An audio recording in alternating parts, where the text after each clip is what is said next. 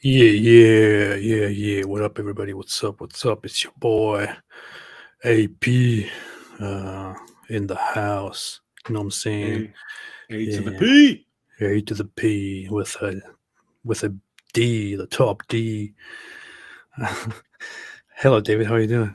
Yo. I'm waiting to see how your internet doing. For anyone who is just jumping in right now, AP is having the weirdest internet connection problem we've ever seen.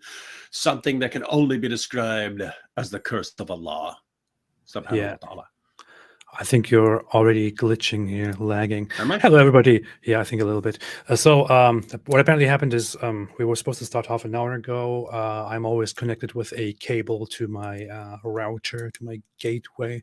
But apparently my internet was very slow. I didn't think it would be the cable. So I switched to Wi-Fi. And apparently the Wi-Fi is much faster, which makes me think it's probably a faulty cable or something wrong with my port here. But the Wi-Fi is also very unreliable. I never want to do live streams on Wi-Fi. So everybody, let me know. I don't know why I'm still doing these classes. It's just let me know what the connection is like. What's weird is you started moving with like a Stevie Wonder type thing when you had on the glasses. Very superstitious, right? You started doing that sort of thing. Yeah. People are saying, what? People are saying David Wood is in 240p. Really? Yeah, I don't know if that's me or you, because I told you I just rehooked all this stuff up today. I don't know if that's me, but guys, who cares? If you can hear us, that's the main factor. But I'm not going to start messing around with settings right now. See, maybe they can't hear us. Maybe that's the issue. Can they hear us? I don't know. Maybe they can. I mean, it looks like they can, but who can really say if they can hear us or not? Or do we have proof for that? Or do we have documents? Did anyone catch the debate earlier today? Oh, it was the same debate. Huh. I guess that's me then, because that did not involve your screwed up internet connection. Huh. Yeah. I don't know. Probably lighting. I don't have any real lights. I have like the walls lit up. Does David sound horrible when he's speaking? Anybody? Does he sound worse than normal? Or do I sound like that to you? Or do I sound normal? Just a little bit. I don't know. Okay, I'm sick of this. Let's start with the time. Oh yeah, tomorrow we are going to have a live stream together. Oh yeah. As a follow-up, not on this channel, but on David Wood's channel, right? David Wood. Yep. D Wood's channel. Yeah. So you have a channel now, and you finally have a channel, and I want to help David Wood out growing his channel. Small YouTubers like him. Yeah, you got to help this. You got to help the little guys, man. Yeah. They need the help of big YouTubers like myself and others, which is why I will join David Wood tomorrow live on his channel, so we can talk about some other stuff related to the topic that we are doing today. Today we are going to review a video in which Dawah, who is a very underrated but widely known thinker of our time, gives responses to atheist questions, and David as a Christian and I as whatever I am. Apparently I'm an atheist, but we want to review that together. And tomorrow on his channel, we will also do something similar, but we will review a different person's take on God and religion and all of that. What are you doing with your camera? What? I don't know. I don't know what settings to mess with. So I'm just clicking on stuff, but it's doing weird stuff. It looks pretty good though. Oh wait, effects. So I will promote Wow. this poor little YouTuber David Wood's channel tonight and also tomorrow. No, it's not funny. I can't even get off it now. It does, like it click, like I'm clicking on the same button. It's not getting off. So I don't know how to. Oh boy. I don't know. How to, I don't know. I can click on other effects, but there's nothing that says normal here. So I don't know how to actually go back to normal. Is there anything that says default or reverse? Nothing. That's what I mean. Nothing. Oh my good! I can't even click on anything else. It's not letting me click on it. What are you on? What is it? Your internet connection? And then I can't click on anything else. Oh my goodness! This is amazing. It's actually not letting me click on anything. Where are you doing this? I didn't catch that. Is that your settings for your? Where are you doing this? I'm in eyeglasses. Wait, I could just get out of eyeglasses. Yeah, you could probably just shut it down. It's not even funny, man. I can't get out of it. Let me see if I can zoom. Oh, I can zoom in and out. I just can't. Oh, I just can't get out of the effects. I'm clicking on every single one. It won't change it. What kind of crap program? What kind of crap garbage program?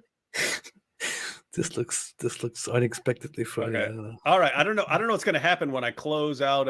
Oh wait, I could go up to where's the settings on You look like a little child. Okay, I could go to settings on. Child prodigy wants to come here and talk about philosophy. Hang on. All right. I'm switching to. All right, I'm going to switch to this thing, but I'm going to be way smaller than you because it's like a wide. It's going to like a wide shot with this one. Oh, now you're now. Is it clear though? Yeah, but it's very. Yeah, I'm far away. That's what I mean. You're so far away, but so close. Far away from me. What happens if I go back on this thing?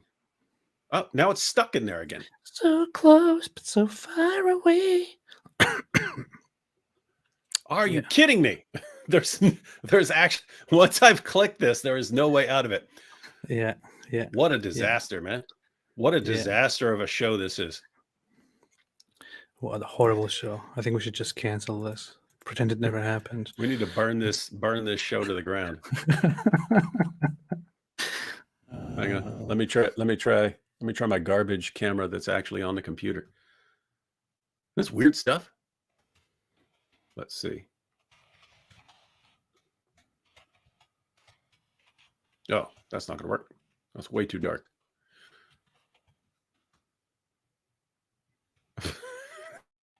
The dumb beginning to a show ever. I click on something because I'm trying to figure out something, and then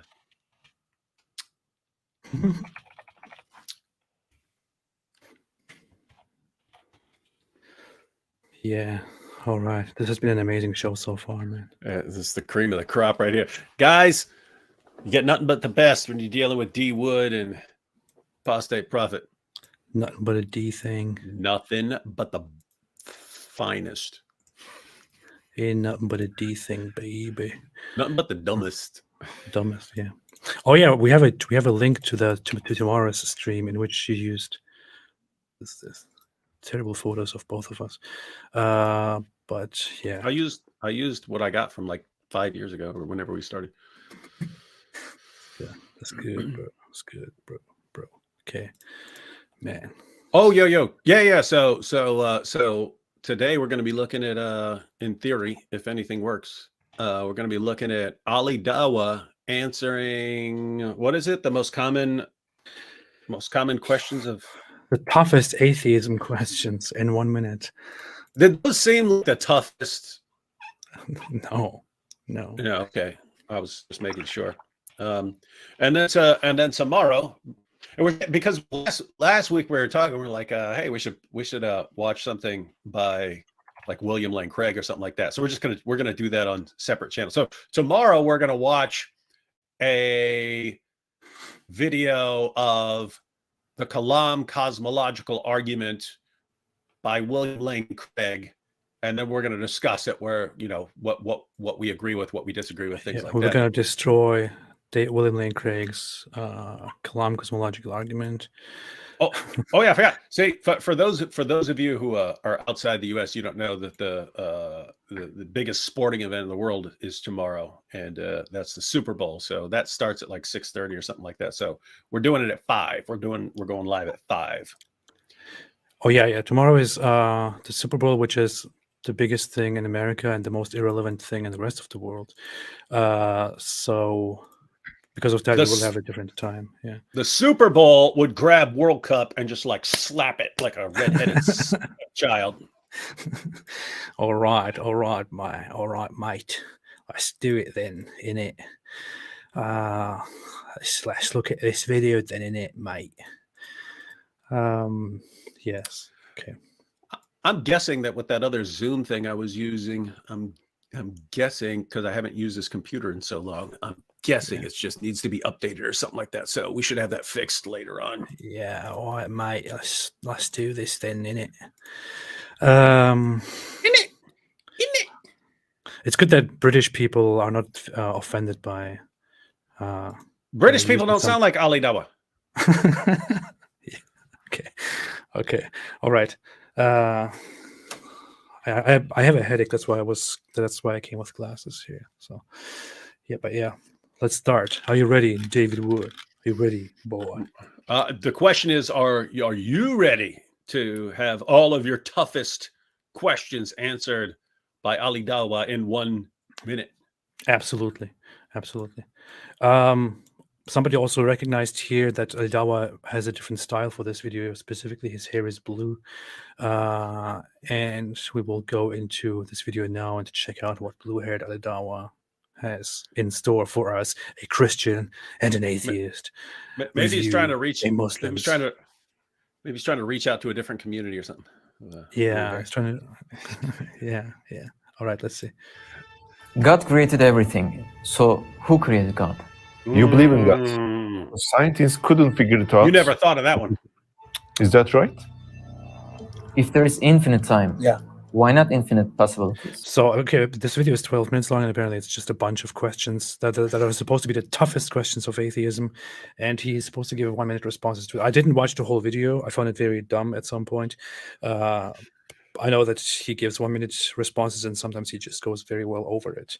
These two guys, I believe, are Turkish. That's why they have such a horrible accent. And yeah, Turkish people, man. The people with the weirdest accent in the world talking to the one person with the weirdest voice in the world. All right, let's go. The moment he creates that, he becomes not powerful because he can't lift it. Is this a preview? This is a preview. Thing that exists. Yeah, these are previews here at the beginning before they get into He found that young kids were not taught about Islam or Christianity or any other religion. They all had the inclination to believe in one God. Wow. I mean, I don't even want to. We haven't even started, but just that preview, that is completely false. Well, I mean, no disrespect to the actual point of the research, but that is not the point of that research, man. Oh my God, I can't even. Okay, let's go. You're just jealous because babies refute. Oh boy. Ali Dawah, you have 1 minute for each question. You ready? Oh, hold up. Pause. Now you're actually Turkish, but Turkish is these guys. It's sounding like Russian. Does Turkish sound like Russian to you, or sound totally different? No, it's totally different. But okay. Wait a minute. You have 1 minute for each question. We have 1 minute for you, comrade Ali Dawah. If I was Turkish, I'd probably say something like, "You have 1 minute for each question." I can't even do it because I never had a Turkish accent speaking English. I had more of a German accent always. No idea. But yeah. Okay. Are you ready? Wait, what? 1 minute for each question. You ready? Are you ready? Can you prove? Wow, fantastic. Are you existence? 1 minute. Let's look at Google. In order for Google to exist, we need the internet. In order for the internet to exist, we need the computer or our telephones or our tablets. In order for the computer to exist, there has to be human beings that create it. and etc. It relies on electricity. The question follows is the following. Google relies on the internet relies on the computer relies on us and electricity, and this goes on. We cannot have an infinite regress of dependent things. We require a place where it all stops and makes sense, which is the independent, self-sufficient, necessary being, which is God. Why can't the So, argument from necessary being, which he brought against me when he was talking to me and trying to somehow prove to the world that I know nothing and he is a genius. To be honest, this was more coherent than what he brought when he talked to me about this. They probably like sent it ahead of time, and so he could like prepare. But then I don't know why he wouldn't be prepared when he was talking to you. But yeah, so he's giving a version of what's called the contingency argument. In the past, lots of times it's been lots of proponents of the contingency argument in the past have used terms that are like Aristotelian, and so they're kind of hard to grasp for people who aren't familiar with the terms, like actuality and potentiality and things like that. As far, I mean, it's nothing I've ever followed much, but it seems like more common recent formulations just go with dependent and independent. And the reason he's going with like he said something about Google and the internet and so on is that so the argument is things are dependent on other things for their existence, even while they're doing it. So AP and I are live streaming, but that's dependent on the internet, and the internet is dependent upon electricity, and that's dependent upon, the power stations, and we're dependent on the internet and so on. So we're dependent on all kinds of things right now. And the main claim of a contingency argument like this is this can't go on forever. You can't say this is dependent on this, is dependent on this, is dependent on this, is dependent on this, is dependent on this, just forever. It has to get to something that everything's dependent on. That at least that's the claim. I wouldn't say that he just proved that by any means. He basically barely sketched a kind of draft of it. But with that said, I'm not sure you could give an actual contingency argument in a minute. But I see the problems I see is, he hasn't really defended any of these claims. And two, then he concludes that the necessary being is God. And that's that's the part. Because notice, if you assume you agree with him and you said, yes, there has to be some independent, self-sufficient being. When you say the word God, you're talking about a being with a lot of different attributes, which a necessary. I mean, so think. We're like for life, right? For life, we're dependent upon the sun for heat and so on. That doesn't mean the sun is like thinking. So now the sun itself is not necessary and self-sufficient. But imagine there were something that's like the sun, but necessary. It doesn't mean it's like thinking or judging or intervening and so on. So this doesn't mean you can't defend those points. But the point is, I don't think he got the God right there. Yeah, but I think he's going to do the same thing that he did when he initially when he talked to me, which is that he heard from some of his friends that this contingency argument is apparently a very good argument for the existence of God. So he comes and he doesn't really understand what the necessary being is supposed to be in this argument. So he declares with a child's mind that everything must depend on something, on an origin. There cannot be an infinite regress, popular term. And then he says, therefore, there is something at the very beginning, which is the necessary being. If you then challenge his point on what the necessary being could be, could it be energy? Could it be the universe? Could it be this? Could it be that? He then suddenly begins defining the necessary being as necessarily self-sufficient, conscious, almighty, and this and that, all attributes that he didn't do anything to establish. I'm sure he's going to do that here as well. Let's quickly listen to that. The necessary being, be the universe. Well, that's good that you say that, because first it shows that you acknowledge with me that we require a necessary being. First of all, that is false. Like I could say, let us assume that there is a necessary being, and why can it not be the universe?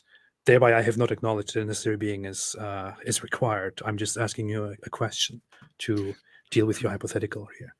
Yeah, and I just want to say, you and I have obviously had our disagreements with our grape gobbling friend in the past. Yeah. With that said, I mean, at the end of the day, I hope nothing for the best of him, and for the best, for him. I hope he, continues studying and so on. But going back to here's my concern, which we've talked about in the past, with Muslim apologists, not always, and not all of them, but it seems far more common than it is for any other group, that they're usually, it doesn't look like, if you're paying attention to what they're saying, it doesn't look like they're actually trying to give a good argument. It looks like they're trying to sound like they're giving a good argument, to sound, don't I sound like I know what I'm talking about? And so when I hear a philosopher give a contingency argument, or someone with some background in that area, I'll sit here and, okay, let me think about the premises, and is this a good argument? Have you defended all your premises? What is your conclusion? Do you really get to God, and things like that? But because of all the experiences with the Dawah crowd, and them constantly trying to make it sound like they're talking about something coherent, but not really, it's like, why are you guys going with the contingency argument? And it's almost like a boy who cried wolf situation that I've seen you guys so many times try to sound like you know what you're talking about, even though you don't. It just, the goal is to sound like you're giving a coherent argument. That I'm thinking maybe you're going with the contingency argument because it's very unfamiliar to people. If you're talking about dependent and independent beings, and self-sufficient beings, and so on, necessary beings, and so on, and most people aren't usually thinking in these terms. And so, worst case scenario, you're going to just confuse some people, and they're going to go, wow, this person sounds smart, he's talking about these things, and not be able to spot actual flaws in the argument. With that said, I hope he's like studying and reformulating his arguments and improving his mind and so on. But here's the thing: like, this is an argument that is actually a very complex argument, especially in it is. At the stages that it has arrived today. There are people who have a much more complex, a much more detailed form of this argument that takes quite a bit to explain, to comprehend, to defend, to attack, and so on. He doesn't really do that. All he does is he adopts a certain argument which has big words, and he then comes here and presents that argument.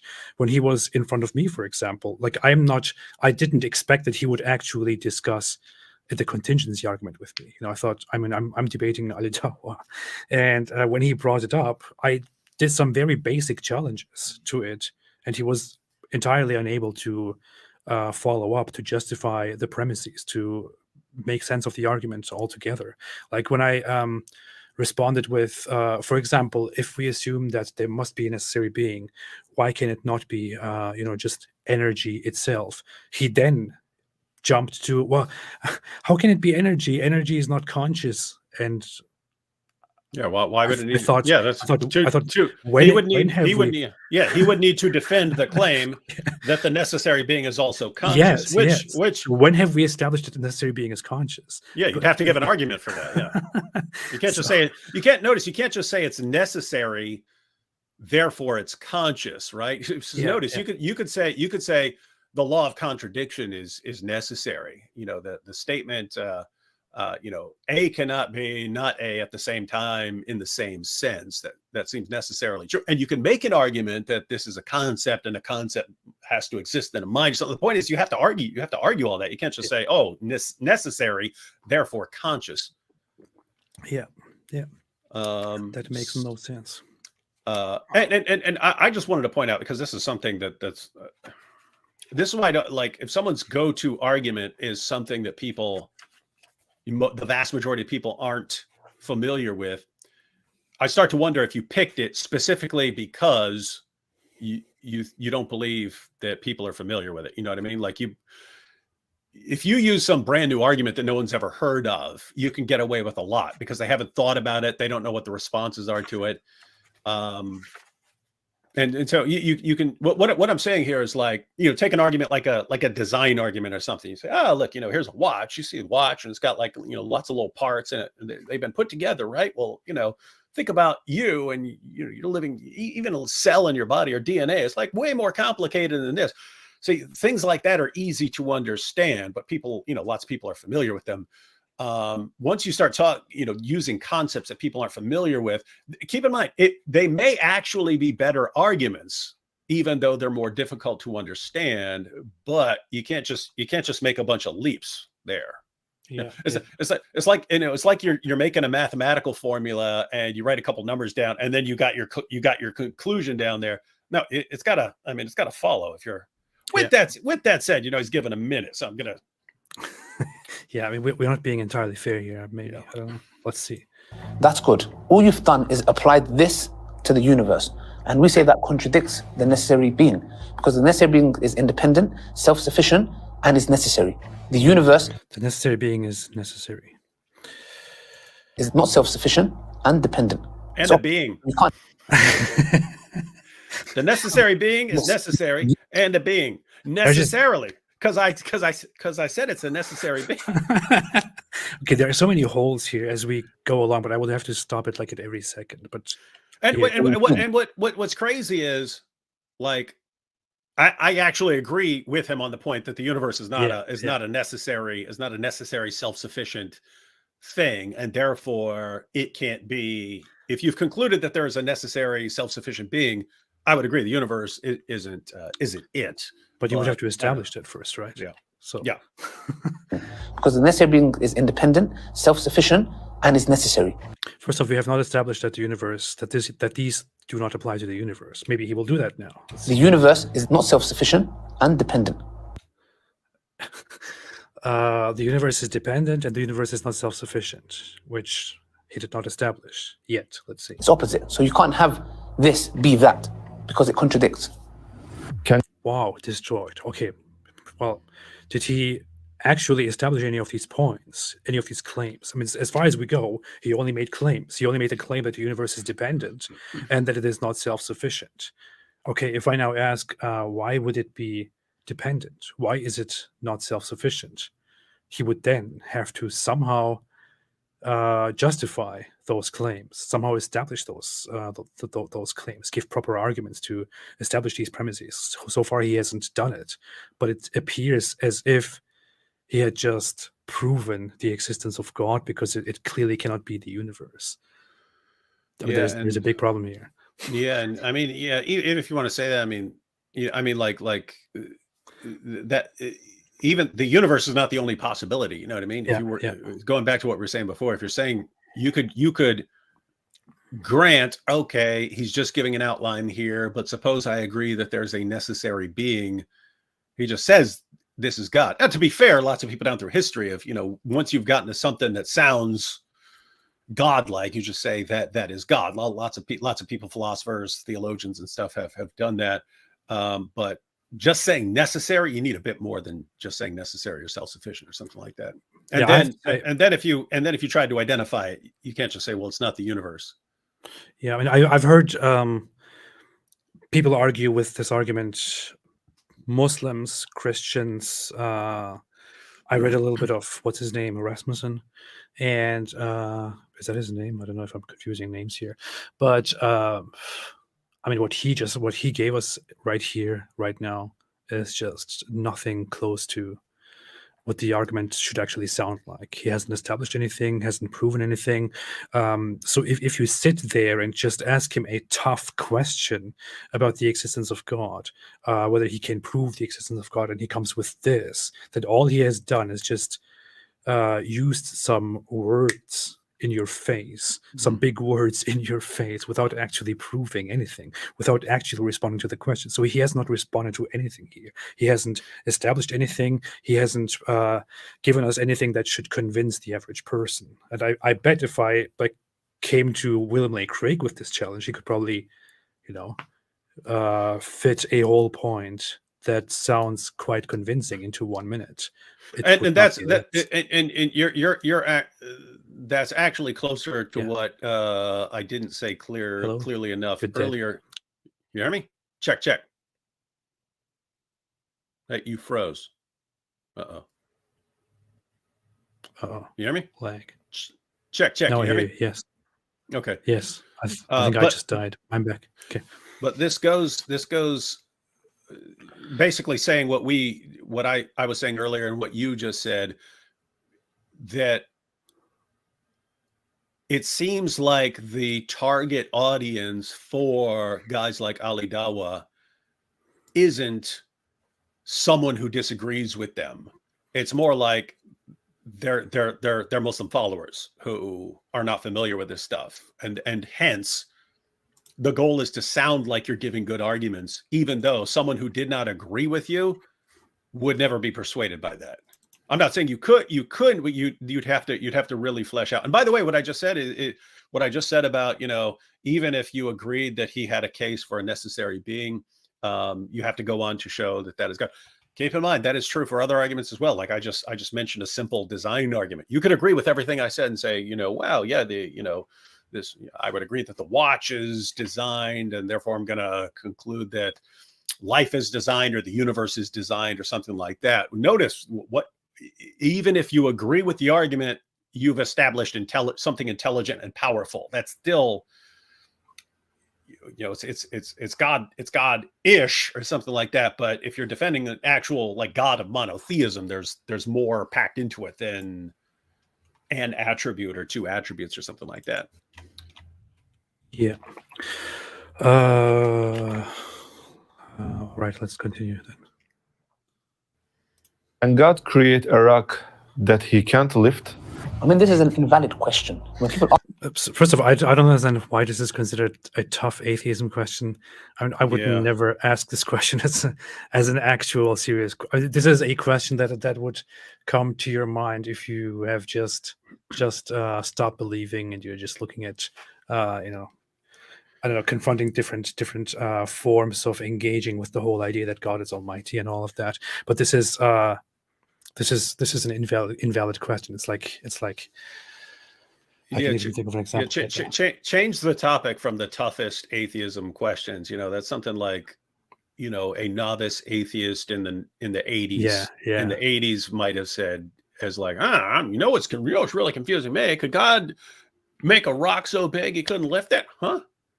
This is an example of an actual invalid question, right? It's like asking, what would you do if you woke up tomorrow and you were dead? Yeah. And so I actually agree with him here that there's a problem with the question. What's interesting, so this is like a family of questions where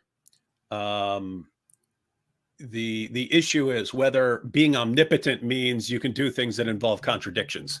And so you say, could God with all his power do this? And it's like a contradiction. Like, could God make a square circle? Yeah. Could God make a married bachelor or something like that without doing wordplay, an actual married bachelor and so on? It's very, very rare to find thinkers in history who believe that God could that omnipotence entailed being able to do contradictions. One of the funniest actual philosophical essays I ever read was by Harry Frankfurt. So Harry Frankfurt's a philosopher who I think is most famous for dealing with like higher order desires. In other words, like you can have a desire to play video games, but you also have a desire to do your work. But then you have like this higher order desire, which says, look, you need to do that one and not that one. So it's like, how does the mind work when dealing with, competing desires and stuff? So he's mainly famous for things like that. But I had one of the books I had by Frankfurt he was like it was like one page. It was like a one-page essay, and that's why I read it. I was like, whoa, this is a one-page essay in philosophy, and his entire essay was on a question like that. And the idea was, look, either you believe omnipotence allows you to do things that involve contradictions, or you don't. If you don't, then you're not going to think that there's a problem with God. He goes, but if you do, if you're assuming that omnipotence actually means you can do contradictory things, then could God make a rock so big that even God couldn't lift it? Yes, he could make a rock so big that God couldn't lift it. And then he could lift it anyway, because he can do contradictions, right? So he said, if you're not drawing the line there, and God can perform contradictions, he says there's no problem. Of course, he could build the rock, and yes, then he could lift it anyway, even though there's a contradiction involved, because you've defined omnipotence in that way. Yeah. So anyway, I thought that was cool. That makes sense. Yeah, one page essay. That is pretty good. That is pretty good. So I think we're actually agreeing with Ali Dawah here that this is a. Yeah, I can't believe we're saying this, but yes, definitely. Hey, here you go. Ali Dawah is right. Wow. People want to cut that. That is. I don't know. We have to shut down. This stream is getting worse and worse. Ask this question. It's like a valid question. I can ask a question. Can God cease to exist? Of course not. It's contradictory. It's like me saying, how many days in a week? Yes or no? Yes or no? It's not a yes or no question. I have to ask how many days of a week? 7. So the point is, the question is invalid. So to say, can God create a rock so big that he can't lift, then the moment he creates that, he becomes not powerful because he can't lift it. There's no such thing that exists. It's just a question that is asked for the sake of it. I started laughing because I was thinking about what you said earlier, and I was thinking, if he should have responded, it's like me saying, out of 7 days in a week, isn't it? It's not an in it question, isn't it? In it. Yeah. It's funny. He says such a thing does not exist, which is just his way of speaking, I guess. I don't know. There be more than one creator? No, because then we go back to the argument of necessary being.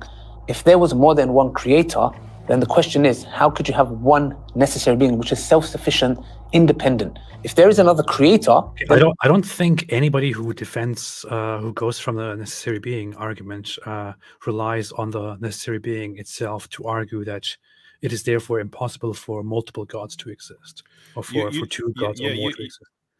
There are arguments for claiming that there can't be two, but he has not given it. He's just basically stated if there were two, then one would be dependent on the other. That's not the question. The question is, why can't you have two that are two beings that are independent and self-sufficient, and one does not depend on the other? Could you have 2? Could you have 3? Could you have 5? Could you have 1 million? Could you have 1 million self-sufficient, independent, necessary beings that are not interconnected such that one depends on the other? And this here's a mess.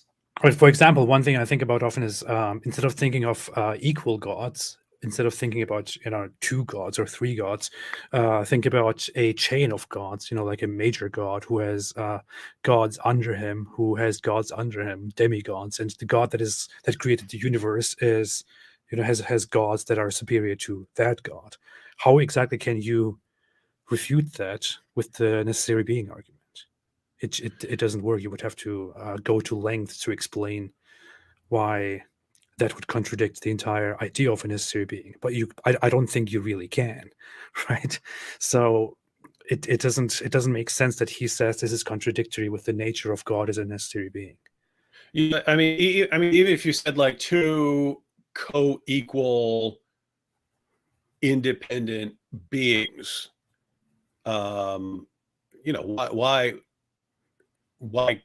couldn't you have that? He's just saying it. He's just saying if you had 2, then one would be dependent on the other. And I haven't seen any defense of that. Yeah. Terrible. Then it's dependent. It's not necessary anymore. So the question is, I don't think he understands what the term actually is in reference to. I don't think he understands the whole idea of a necessary being. He just uses it. Look at that. Then the question is, how could you have one necessary being which is self-sufficient, independent? If there is another creator, then it's dependent. It's not necessary anymore. So He's making a completely wrong assumption here. If you are saying that Circular. yeah, it's circular reasoning. So we haven't established that that specific God is a necessary being and must therefore be self-sufficient and independent and this and that, which is why there cannot be any other God. You're just making up a different arguments, different requirements, and then based on those requirements, invalidating the possibility of a different God.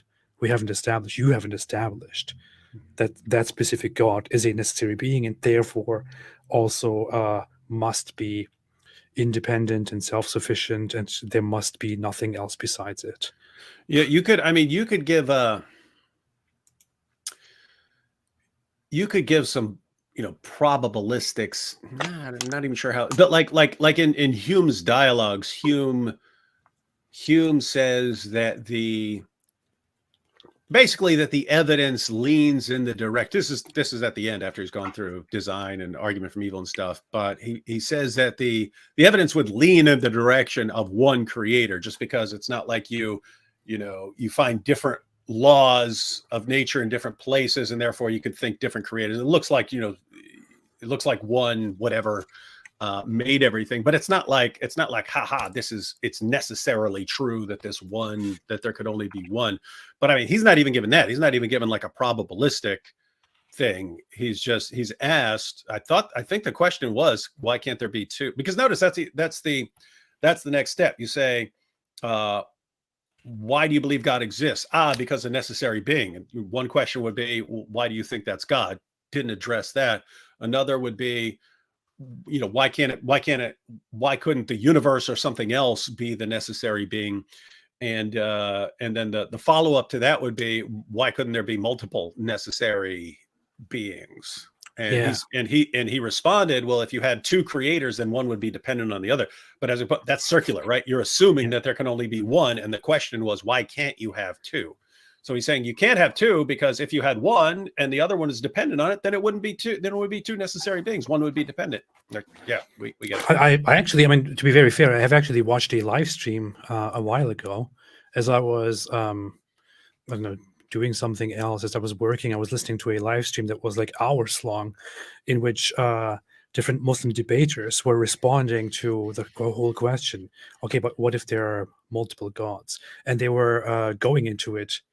After establishing the necessary being argument, they were trying to refute the idea that there could be multiple gods, and they were spending a lot of time with complex arguments to address why multiple gods would not be, an ideal system, or why it would contradict the nature of God.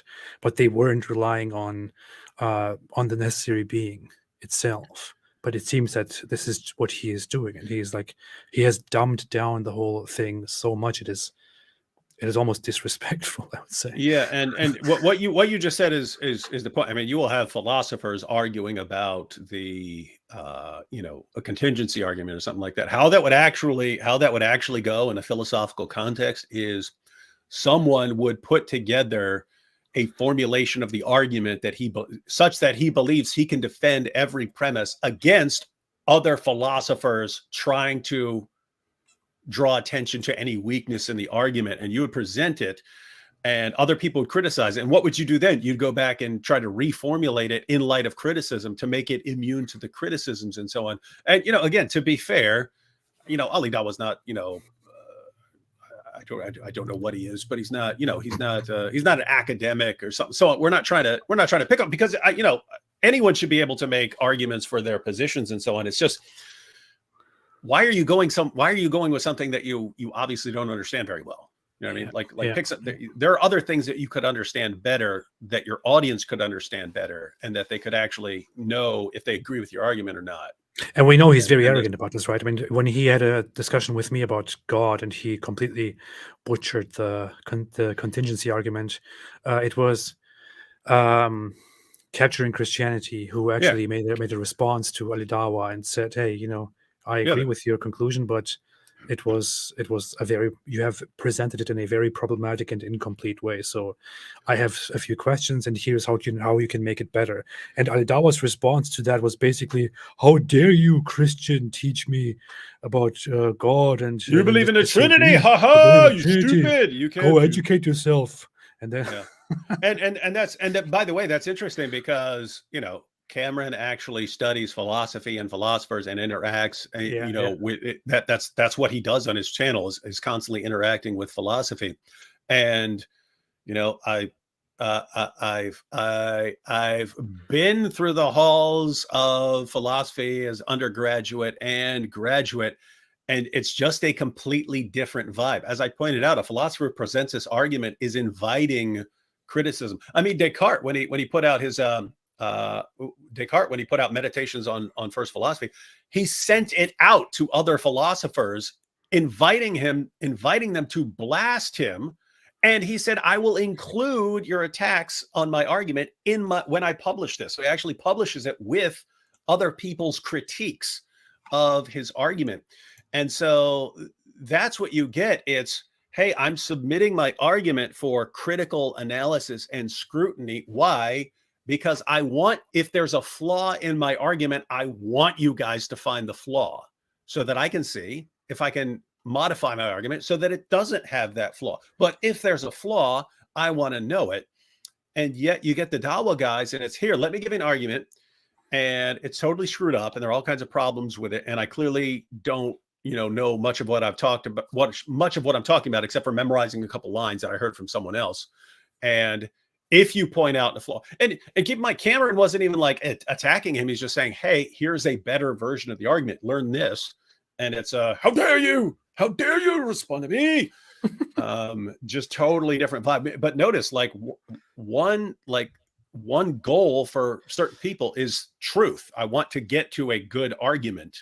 And the other is just, I want to sound like I know what I'm talking about. If you're correcting me, then I don't like I know what I'm talking about. And if I start interacting with you and trying to modify my argument in light of your feedback, then all my followers are going to see me listening to a Christian, and then I sound like I'm not, this pillar of knowledge. And I can't have that because I want my followers to think I know what I'm talking about, even though I clearly don't. And that's what can I say? That's Dawah. Am I right? Yeah, absolutely.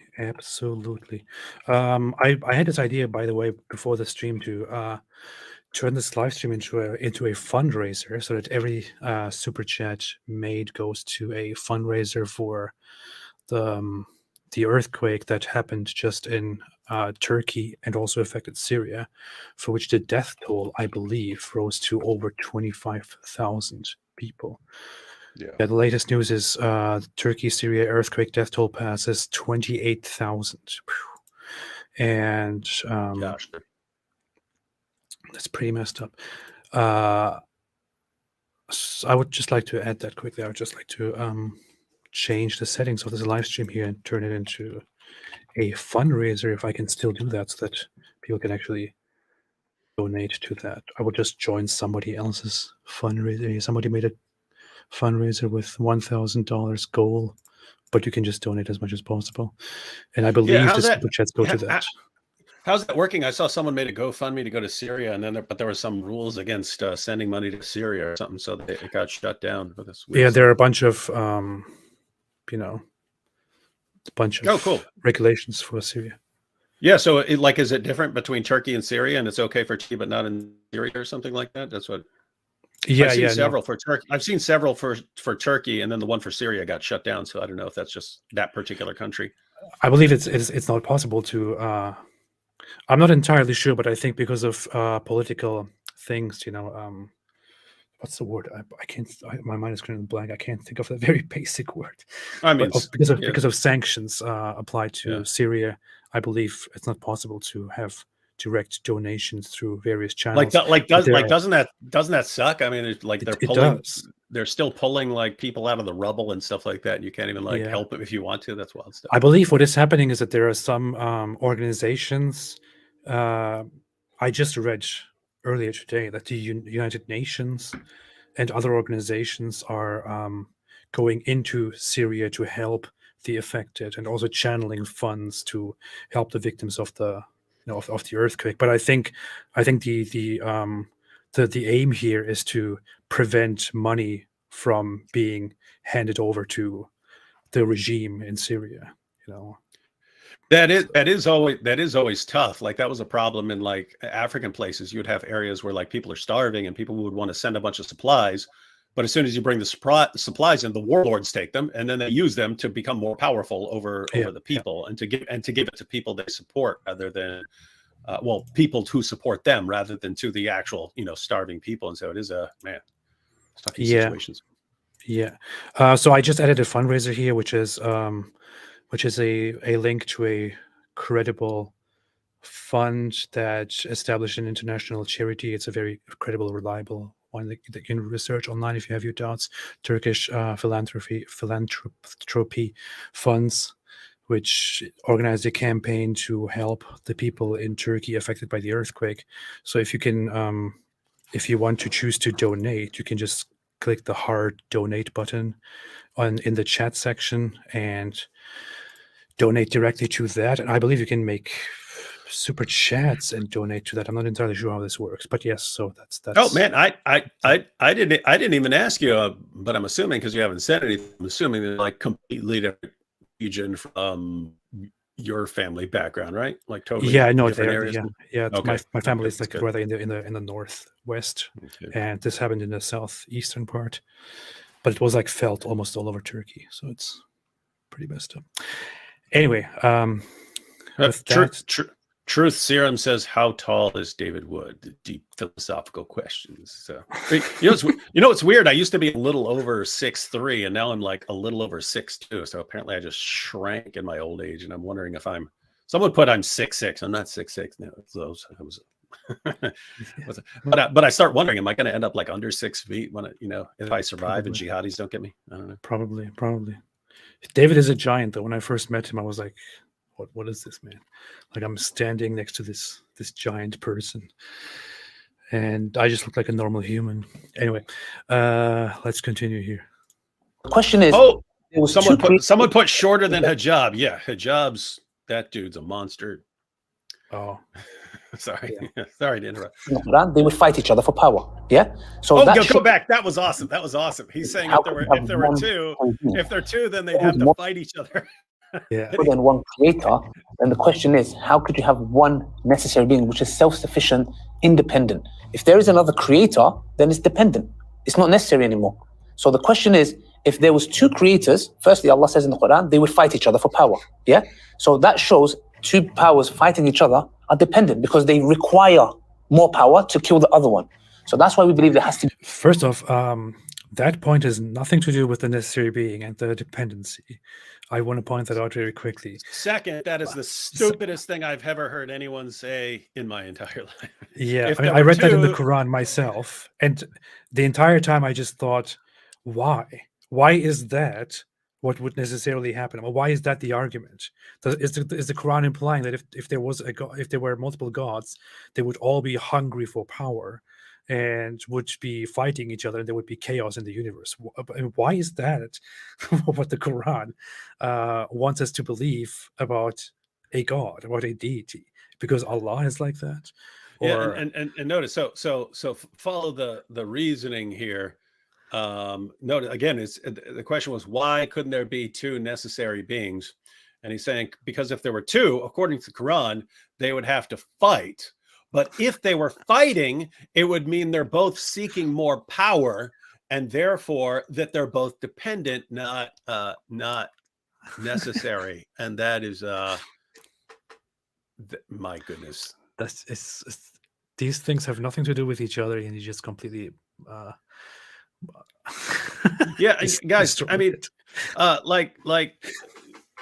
because the concept of God is so familiar to us, we're always thinking in these terms. But I mean, if you go back to Aristotle, who had the concept of an unmoved mover, really sounds like that unmoved mover is not paying a lot of attention to anyone else. And I had a philosophy professor once who described it as like, imagine a beautiful woman who's just not paying attention to anyone around her, but she's making everyone else sort of go, oh my goodness, she's everyone around her is moving based on her, but she's not paying attention to anyone. So the idea is, imagine a necessary being that is like that. It's not concerned with power. It's not concerned with going out and making people do something, and yet it's somehow influencing everything around it. And everything could be dependent on it, but it's not it's not the sort of thing that would go around fight. So now imagine if you had two things like that. You could give arguments of why there cannot be two things like that, but this dude ain't doing it. So my initial, my response to that, the first thing I think of when I read that in the Quran, this is the Quran's reasoning, and I think the Quran is very stupid about that. The Quran basically argues that if there were more gods, then they would just fight. But what I think in response to that is, if you want us to, to accept the idea that God is perfect and he's good, he's the moral standard, he's the best, then I would also expect a better logic here, a better standard of morality, that if there are multiple gods, then they are so wise and so good that it is not possible for them to break out and fall apart and fight each other, because they know in their ultimate supreme greatness and supreme good that this is not ideal, and that this would lead to chaos and to evil. So it would be therefore contradictory to the very nature of God, who is who is the ultimate good, and gods who are the ultimate good, to fight each other and to cause chaos in the world. They are perfect, which is why they are meant to, or why they live in complete harmony. And expecting them to fight each other is not limiting them. It is rather, it is, as said, in contradiction with their ultimately good nature. Why would you expect them to fight each other? And why would you say, therefore, they can't exist? Yeah, that's the real problem with what he's saying. So he's saying if there were two, they would fight each other, but you're assuming that they're beings who are like fighting for power or something like that. Why not assume they're perfectly loving and they have nothing but love and respect for each other, and therefore have no desire to fight, and they work together in perfect harmony or something like that?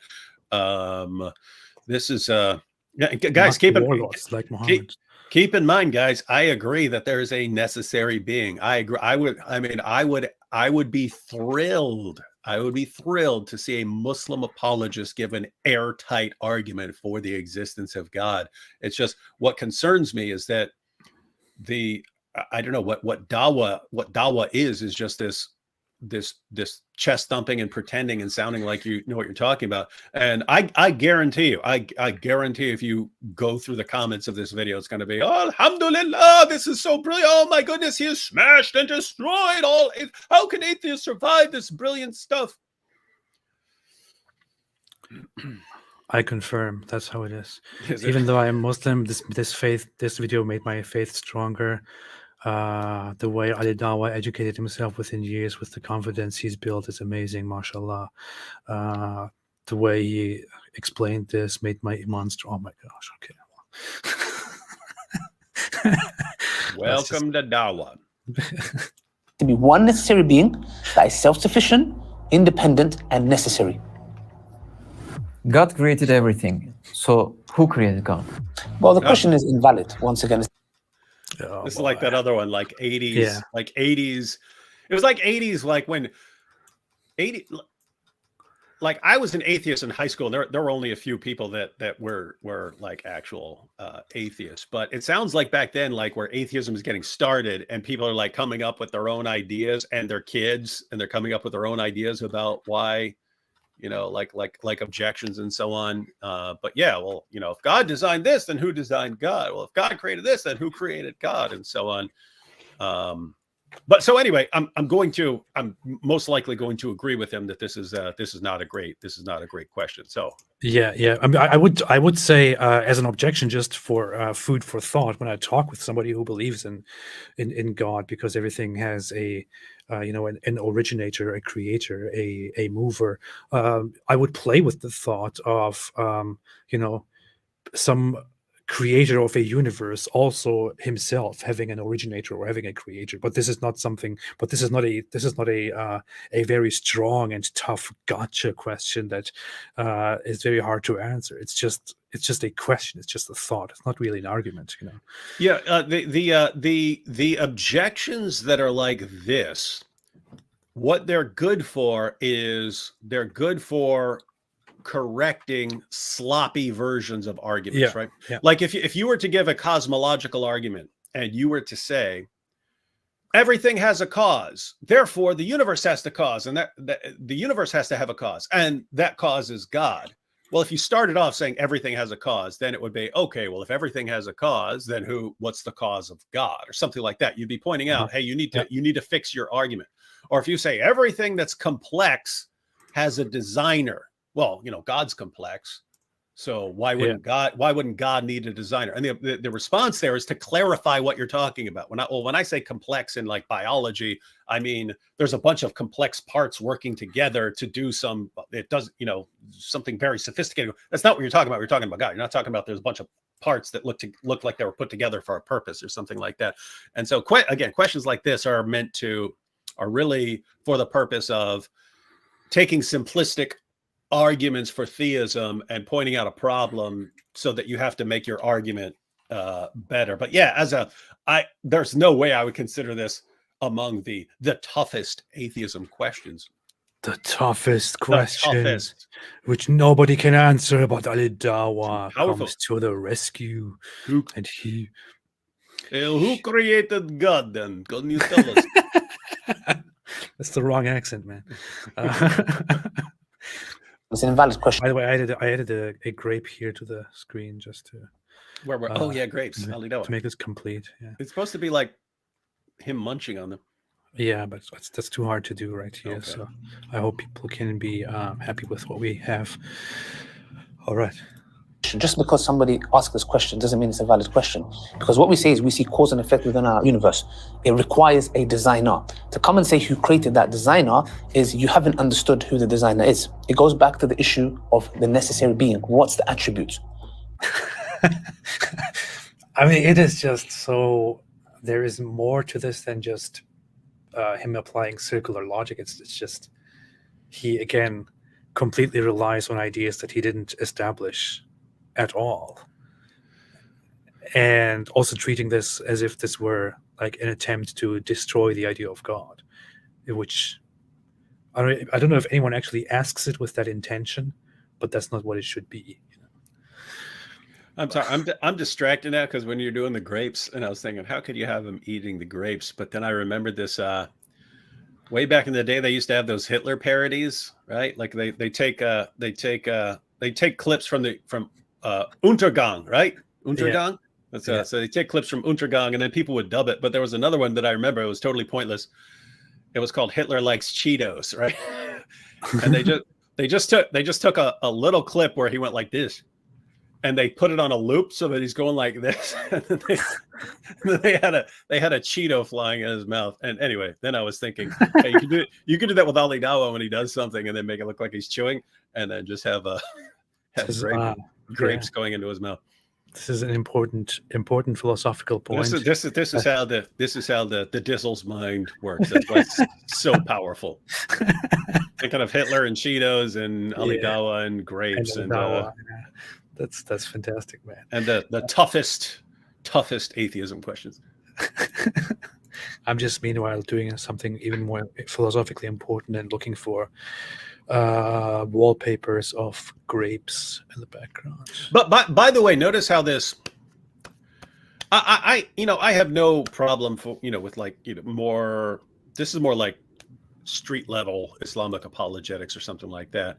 So it would just be don't call it the toughest questions. You could call it the toughest atheism questions of like a couple random atheists that we met on the street or something like that. But I mean, imagine if you really wanted to answer the toughest atheism questions. You'd want to go to a bunch of atheists who've been doing this for a while, say, hey, what are your best questions?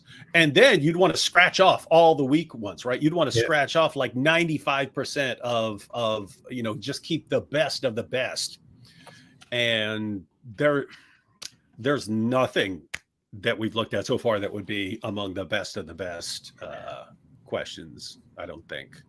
I mean, think of somebody like, I don't know, Graham Oppie or Yes. people like that. And I imagine him sitting down here and watching this video as like the toughest atheism questions. Yeah. And he's like, well, if God could God make a rock so big he couldn't lift it? Huh? Didn't think about that, did you?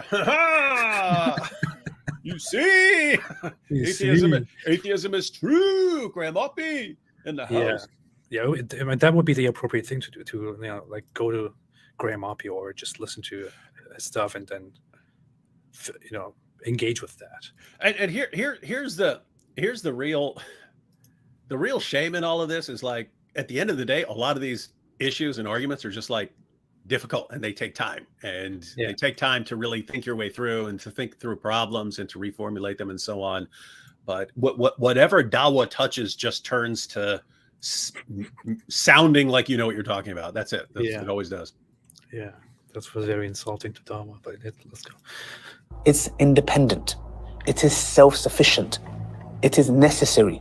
If you acknowledge these attributes, these three things, you need to acknowledge that the question of who created God, can God make a rock so big he can't lift, can God cease to exist, are questions that are not valid. It doesn't exist. The question you're asking, he keeps saying it doesn't exist. That's what is it?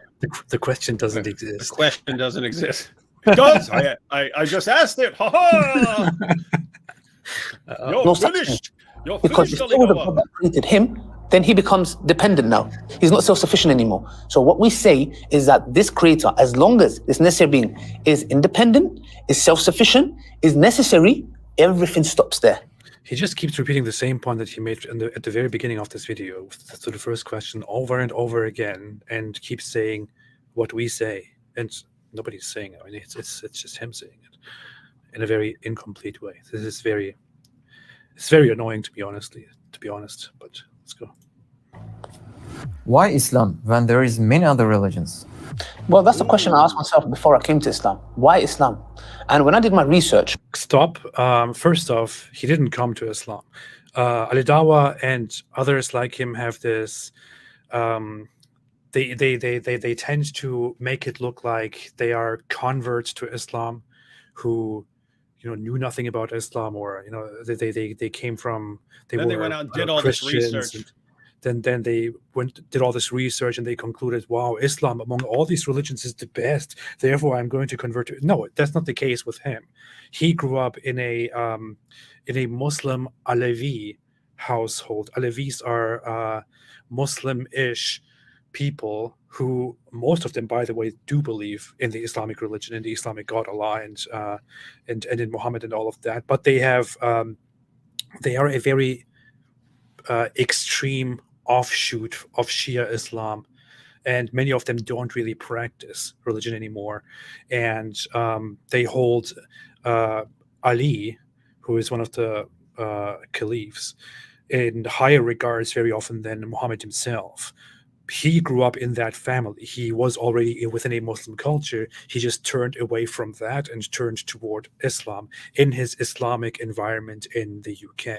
So it's not like he was looking for meaning in the world and he found Islam and he was like, among everything that I have seen in this cruel world, this seems to be to bear the answer to every question that I had. Therefore, I am now converting to Islam. No, that's not what happened. He just went with whatever he found out there. Yeah. No, it says, and when I did my research, so it's right there on the screen, you've been refuted, AP. He did his research. He says so. When I did my diligent research and I found the truth of Islam, that's when I knew. Let's see his awesome research. Okay, let's see. And what I was born with the fitrah. There was a study done in Oxford University by Justin Barrett. He found that young kids who are not taught about Islam or Christianity or any other religion, they all had the inclination to believe in one God, not two, not three. Completely wrong. This guy has never read the actual research. Look, I don't like to brag, but I actually sat down and read the entire research. I actually read the entire research paper. I read the complete report. I read interviews given by by Barrett and some of his colleagues who were involved in the research, and that is not at all the point or the conclusion of that research. Not even close. That's not what the research is about. I mean, I can pull it up. I mentioned it in one of my videos before, which was about the singer Dua Lipa, where this guy's friend, who in our debate fed him grapes, made the same point. He brought up that research, and they are just referencing that research without ever reading it, without ever knowing what it says, without ever really understanding it. But if you actually go to, this is very simple. If you actually look for this, Justin Barrett, and his idea of how children are predisposed to believe in God, you can find the research, you can access the research for free. You can go on Google Scholar. You can find this research on Science Daily, on New Scientist, on many other sources, presented and summarized by him and his colleagues, or you can read the whole file. The idea there is not that children who have never been introduced to the idea of God have it in their nature to believe in only one God. That is completely made up. The research suggests no such thing. The idea there is that children, as they grow up, have the tendency to believe in the supernatural, to believe in supernatural beings, supernatural things. They, for example, he gives an example where he says that a child or children believe that their parents know everything. For example, little children think that that their parents will definitely know what is inside a box whose contents you cannot see. They only later come to understand that this is not true. This was just their idea, their perception of what parents are. They are not all knowing. Similarly, children also try to make sense of the universe, hear about things, and somehow have the tendency to believe that there is a creator, or that there may be creators behind things. And he even brings up that children in religious households are more likely to have that. Children in rural areas are more likely to have that. Children in bigger cities are less likely to have that, and so on. And he specifically says, I should have pulled this up. I had that for that video that I made about this. He specifically says that the point of the research is not to prove God's existence. It is to prove that the humans are, from a very early age, inclined to question and to seek something. And in his esteem, Justin Barrett is a devout Christian. In his esteem, this is a God-given search for God. He admits this. He has a Christian idea, a Christian bias, which he also says. And he says to him, this inclination to find out, to imagine, to figure out is given by God as a means to find the truth of God. But in nowhere in this research is it implied that children have this tendency to reject all kinds of different beliefs and only to believe in one God. That is completely made up by these Muslim apologists. Was it too long? I don't know. Yeah, I mean, I'm sitting here. I'm reading a discussion of his book on. No, I mean, I find this interesting. I'm not familiar with this, but I'd like to check this out. But I went to Christianscholars.com and looked up their discussion, and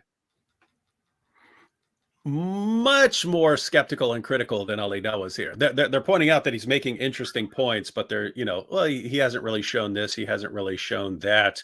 And the description is that children have a tendency to, he's claiming that they're born believers in the sense that they have a natural tendency to believe in God or gods. Yeah. See, that's exactly what he says, right? He says God or gods. He never says in one God. Or exclusively in one God. He never said. That's completely made up here. So there are a couple things here. I mean, notice one. Let me point out something that is the fundamental problem here. If Barrett had done research and found out that kids by nature don't believe in anything that wasn't put there by their parents, would he take this as a problem for Islam? given what Islam says with the fitra. No, he would completely ignore it. It's completely valueless. Who cares what this guy says? So that you've noticed that, right? Because they'll like do this with the Bible, right? The Bible's an easy example. They can read verse 1 of a chapter, contradicts Islam, ignore it. Verse 2 of a chapter contradicts Islam, ignore it. They go all the way down, up verse 18. Here's something we can twist into something that supports Islam. You see, the Bible supports Islam. And they do this. They'll go through, you can look at thousands of quotations by people making fun of Islam. And if someone says, someone like some West-hating person says, yeah, Islam is wonderful, then you see, even they acknowledge that Islam is wonderful. You see, this is the proof of Islam. But the other problem with Dawah is this, that they search everything and will only latch onto something that they think confirms their position, and then they usually have to misrepresent it, like they do with verses of the Bible, or in this case, this guy's research. They'll find something that looks like it supports them, twist it to make it look like it really supports them, ignore everything else that proves them wrong. So that's one issue. This sort of just selective. Let me go through all the evidence and just find the stuff that I can use to support my position. But I mean, so one, if this guy had found something else, a different result, like suppose he had found kids tend to believe in polytheism specifically, like polytheism, and you have to convince them to believe in one God. Would Ali Dawah be citing this as any kind of evidence? No, he would have completely ignored it. It wouldn't prove anything. But notice what I mean. This is kind of weird, right? Like, little beings who can't clean up after themselves. What do they believe? Let me roll with that, right? There's something weird about that. Now, with that said, I think there's something interesting here. I think there's something interesting, which is why I'd like to check out the book. But the amount of evidence I would draw from something that little babies believe in, then they become toddlers and stuff like this, and something's built into it. I might find it interesting. I could conceivably use it to make a point, but that probably wouldn't be my go-to argument for Islam, which is what this is for him right here. And I mean, Justin Barrett himself says that the point is never to prove the existence of God, but rather to establish that children or that humans are born with an innate desire to, with a nature to seek something and to seek God or gods, and to him, this means that humans have a natural, desire to pursue the belief in one God, because in the one God, because that's what God created them with. That's what God gave them. That is only his interpretation of what he finds. But these Muslim apologists take his research, completely twist it, completely distort what he actually says, and then take it and say, well, he proved that children have the tendency to believe only one God, not two gods, not multiple gods. Look, I'm not making this up. I mean, let's listen to that part again here very quickly. That's what he says. Look. He found that young kids who are not taught about Islam or Christianity or any other religion, they all had the inclination to believe in one God, not two, not three.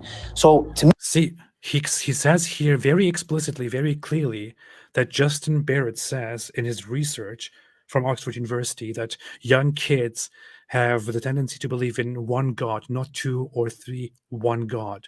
The research never says any such thing. The research explicitly says God or gods. So Ali Dawah is not somebody who reads. When I asked him, he basically told me that he doesn't read books. Or, so he probably has no idea what the research actually says. But he learned it the wrong way. He learned it the wrong way from his Dawah colleagues, and is now spreading this complete piece of misinformation and basically lying to his audience in order to prove that his idea of God and that his Islam is real.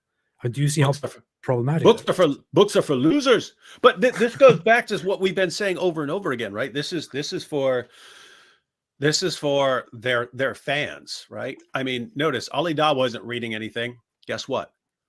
Are any of Ali Dawah's fans going and reading this book to see if he's right?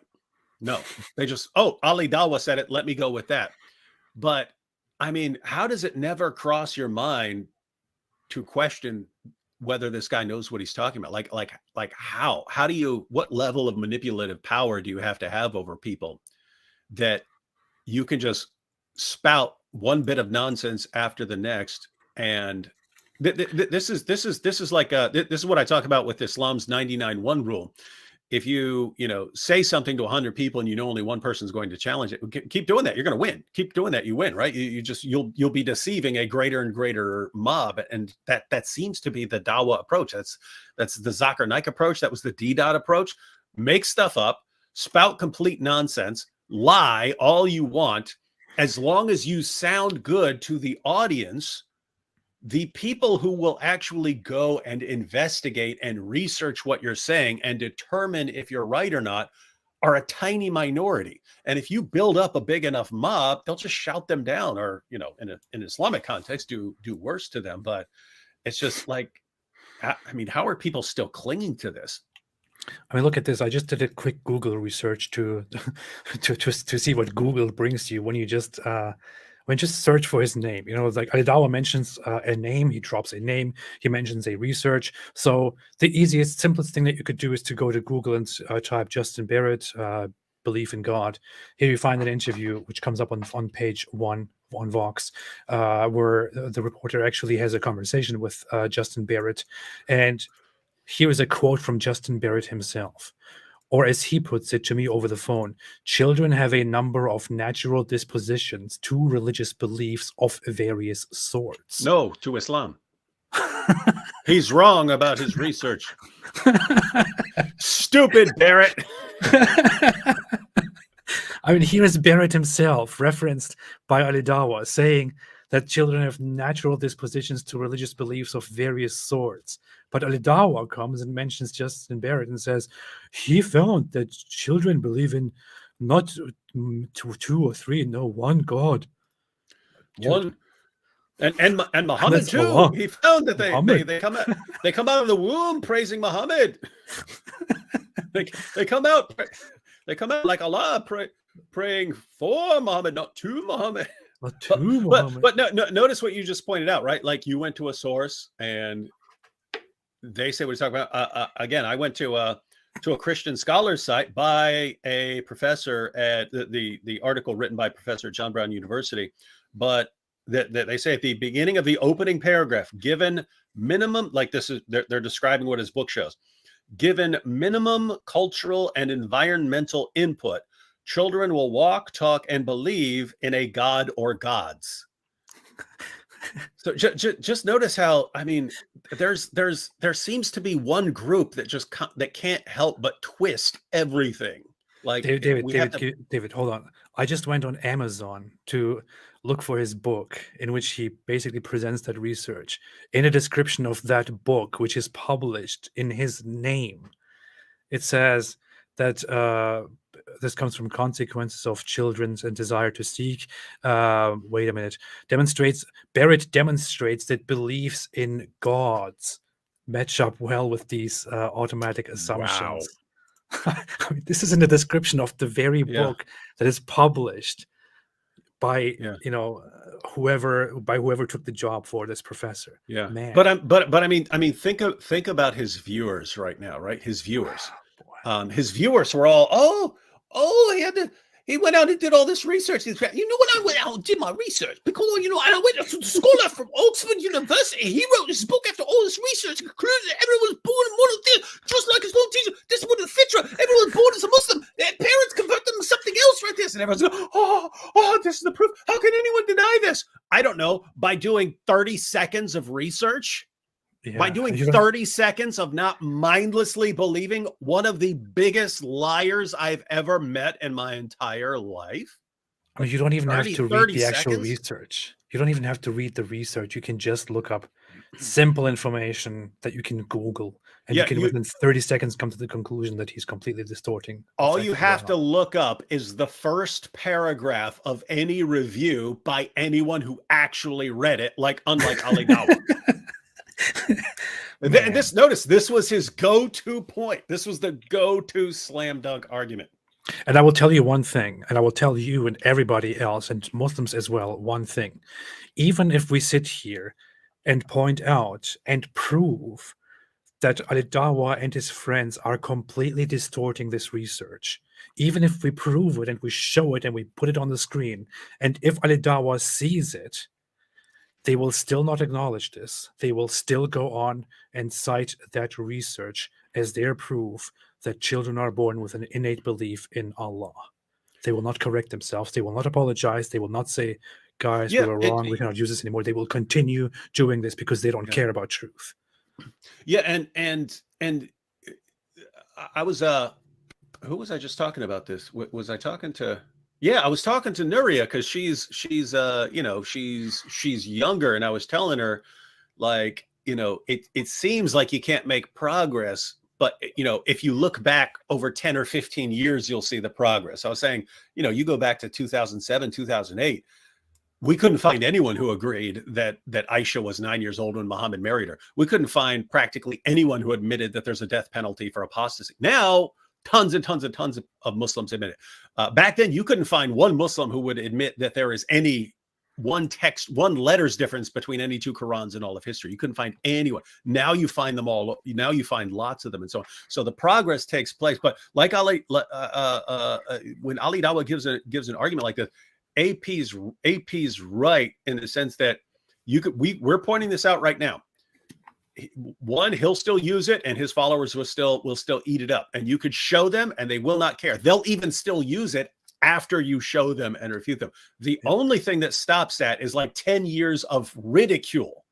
10 years of ridicule showing them how stupid and insane and idiotic this is, and what horrible liars their Dawah guys are.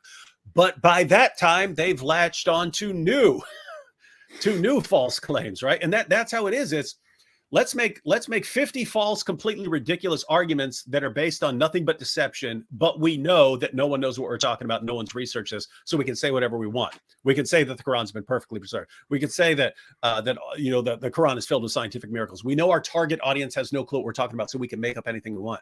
By the time you spend a decade getting those arguments to sort of fall from popularity, they've latched onto it. They've latched onto other arguments, and that seems to be the goal. Just keep feeding people wave after wave after wave of deception to keep everyone lulled to sleep until by birth rates Islam takes over, and then no one is able to question the claims of the Da'is. But I mean, think of it, guys.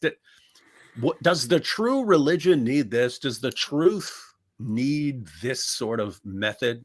Of course, truth is deception. Yeah. If Allah is the best of deceivers, then Allah is the truth, and the truth is deception. Ha-ha. Yeah, we have to deceive the disbelievers for Allah. Anyway, I have in myself years of research have shown this, man. Me, I have this in myself. To believe in one God. But the question was, why Islam? I asked the same question to myself. And when I looked into it, I realized true monotheism in its true sense. Because if you go to the Christians, they say we're monotheists. And they believe 3 in 1. You go to the Hindus, they say we believe 1 million gods is one. The point is this: pure monotheism in its worship and understanding of who God is only in Islam. Okay, now we will come to the objections, right? We will come to the objections and to his disagreements with the nature of God in Christianity and Hinduism and all of that. I'm just wondering one thing. I'm not even thinking about that. Go ahead. Will he ever mention Judaism? I'm just wondering. Oh yeah. What about you? Yeah. Well, why not? And really, guys, you know what pure monotheism is called? Monotheism, right?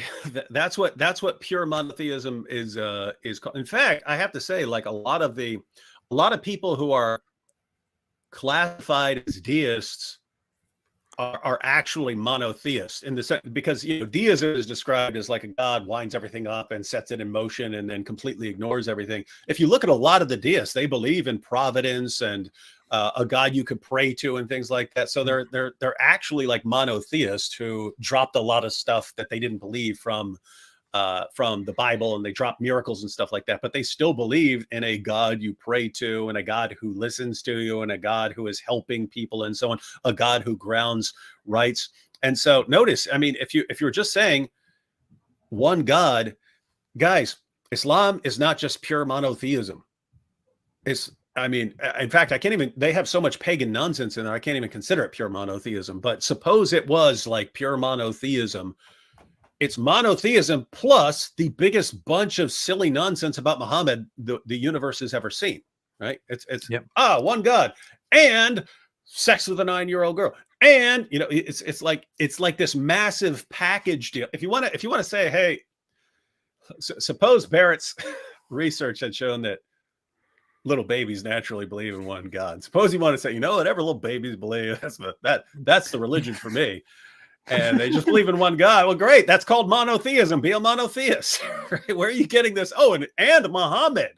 And Muhammad. Where are you getting that from? Anyway. Just precisely. I mean, I could say I'm a pure monotheist because I believe in nothing but one God, and that is it. Okay, well, I'm a pure monotheist, but no, that's not enough for Islam. That's not enough for Dawah. He says pure monotheism is believing in Islam.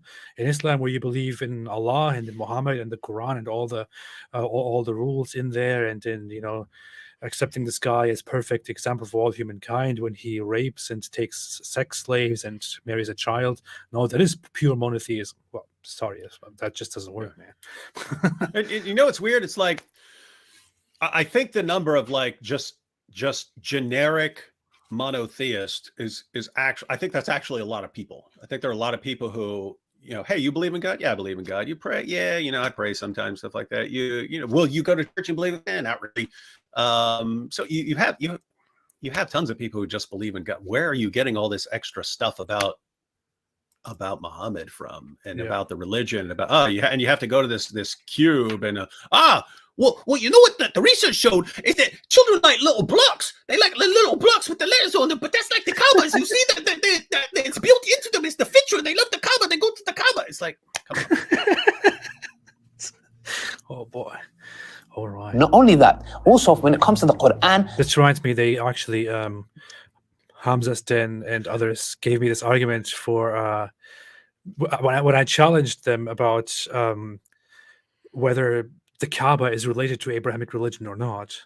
They actually went there and gave an argument to me after I was gone in a video that Jews wear these things, these blocks on their head and around their arms in worship.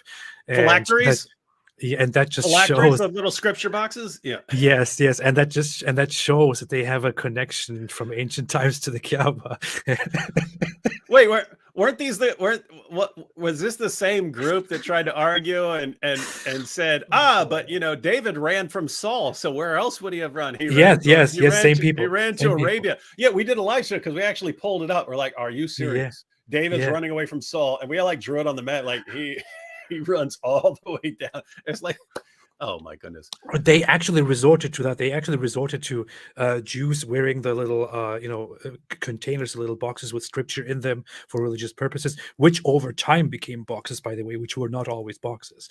As argument that they have a connection with the Kaaba. And that's based on scripture. I mean, that's based on scripture. You have the stuff on your clothes and stuff like that. You're supposed to write it on your doorposts and stuff like this. You're supposed to carry it on you and so on and so.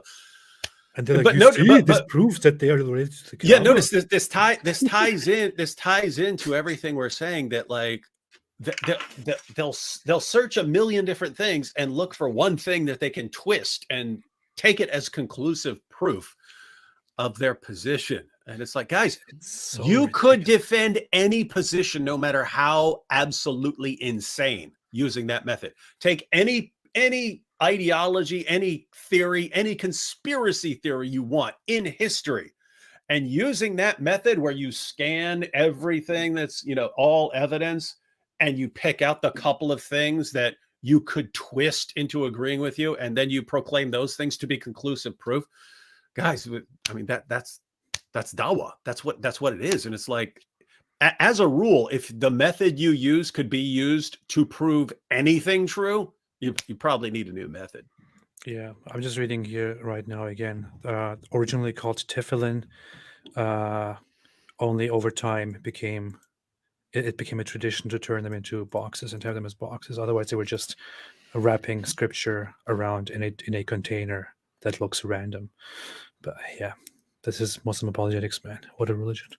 It is the only scripture on this planet that is being preserved and has miracles that we can see. For example, if I go to a Christian and I say, look, I want to believe in Christianity, show me. You say Jesus gave life to the dead and this, that, with the permission of God. Show me. It's in the Quran. Wait, it's in the Quran. Or if you go to the Jews and say Moses did that, show me. Can they show you? No, they can't. If they come and say to us, what's the miracle of the Quran? We'll say, here's the Quran and we can show you. Touch it. Okay, I touched the book. Then what happens then? I don't understand the point here. You don't know. If you don't know, hang on.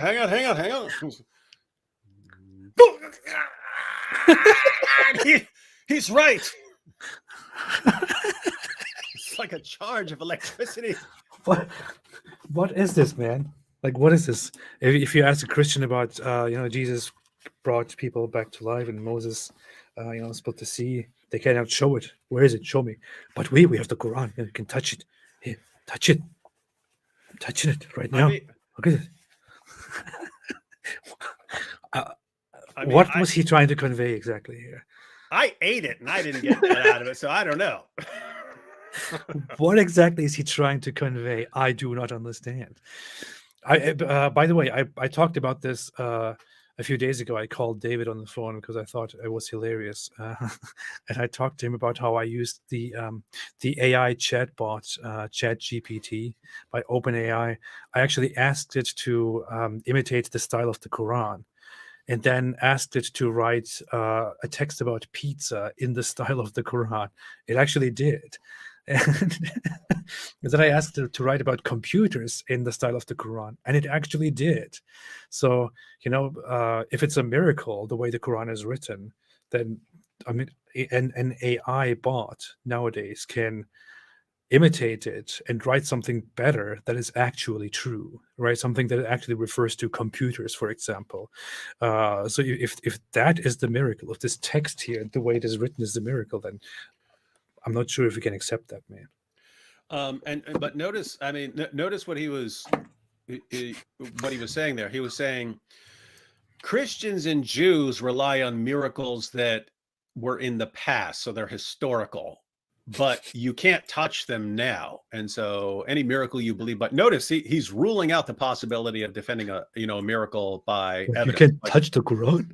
Yeah. So notice if like a thousand people, here's what's funny.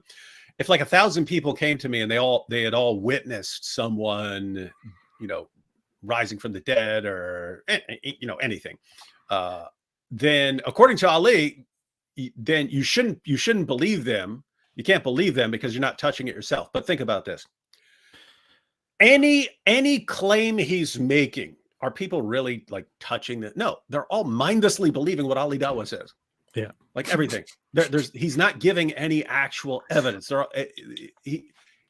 But notice, because this ties into everything you can saying, touch Ali Dawah. So. Yeah.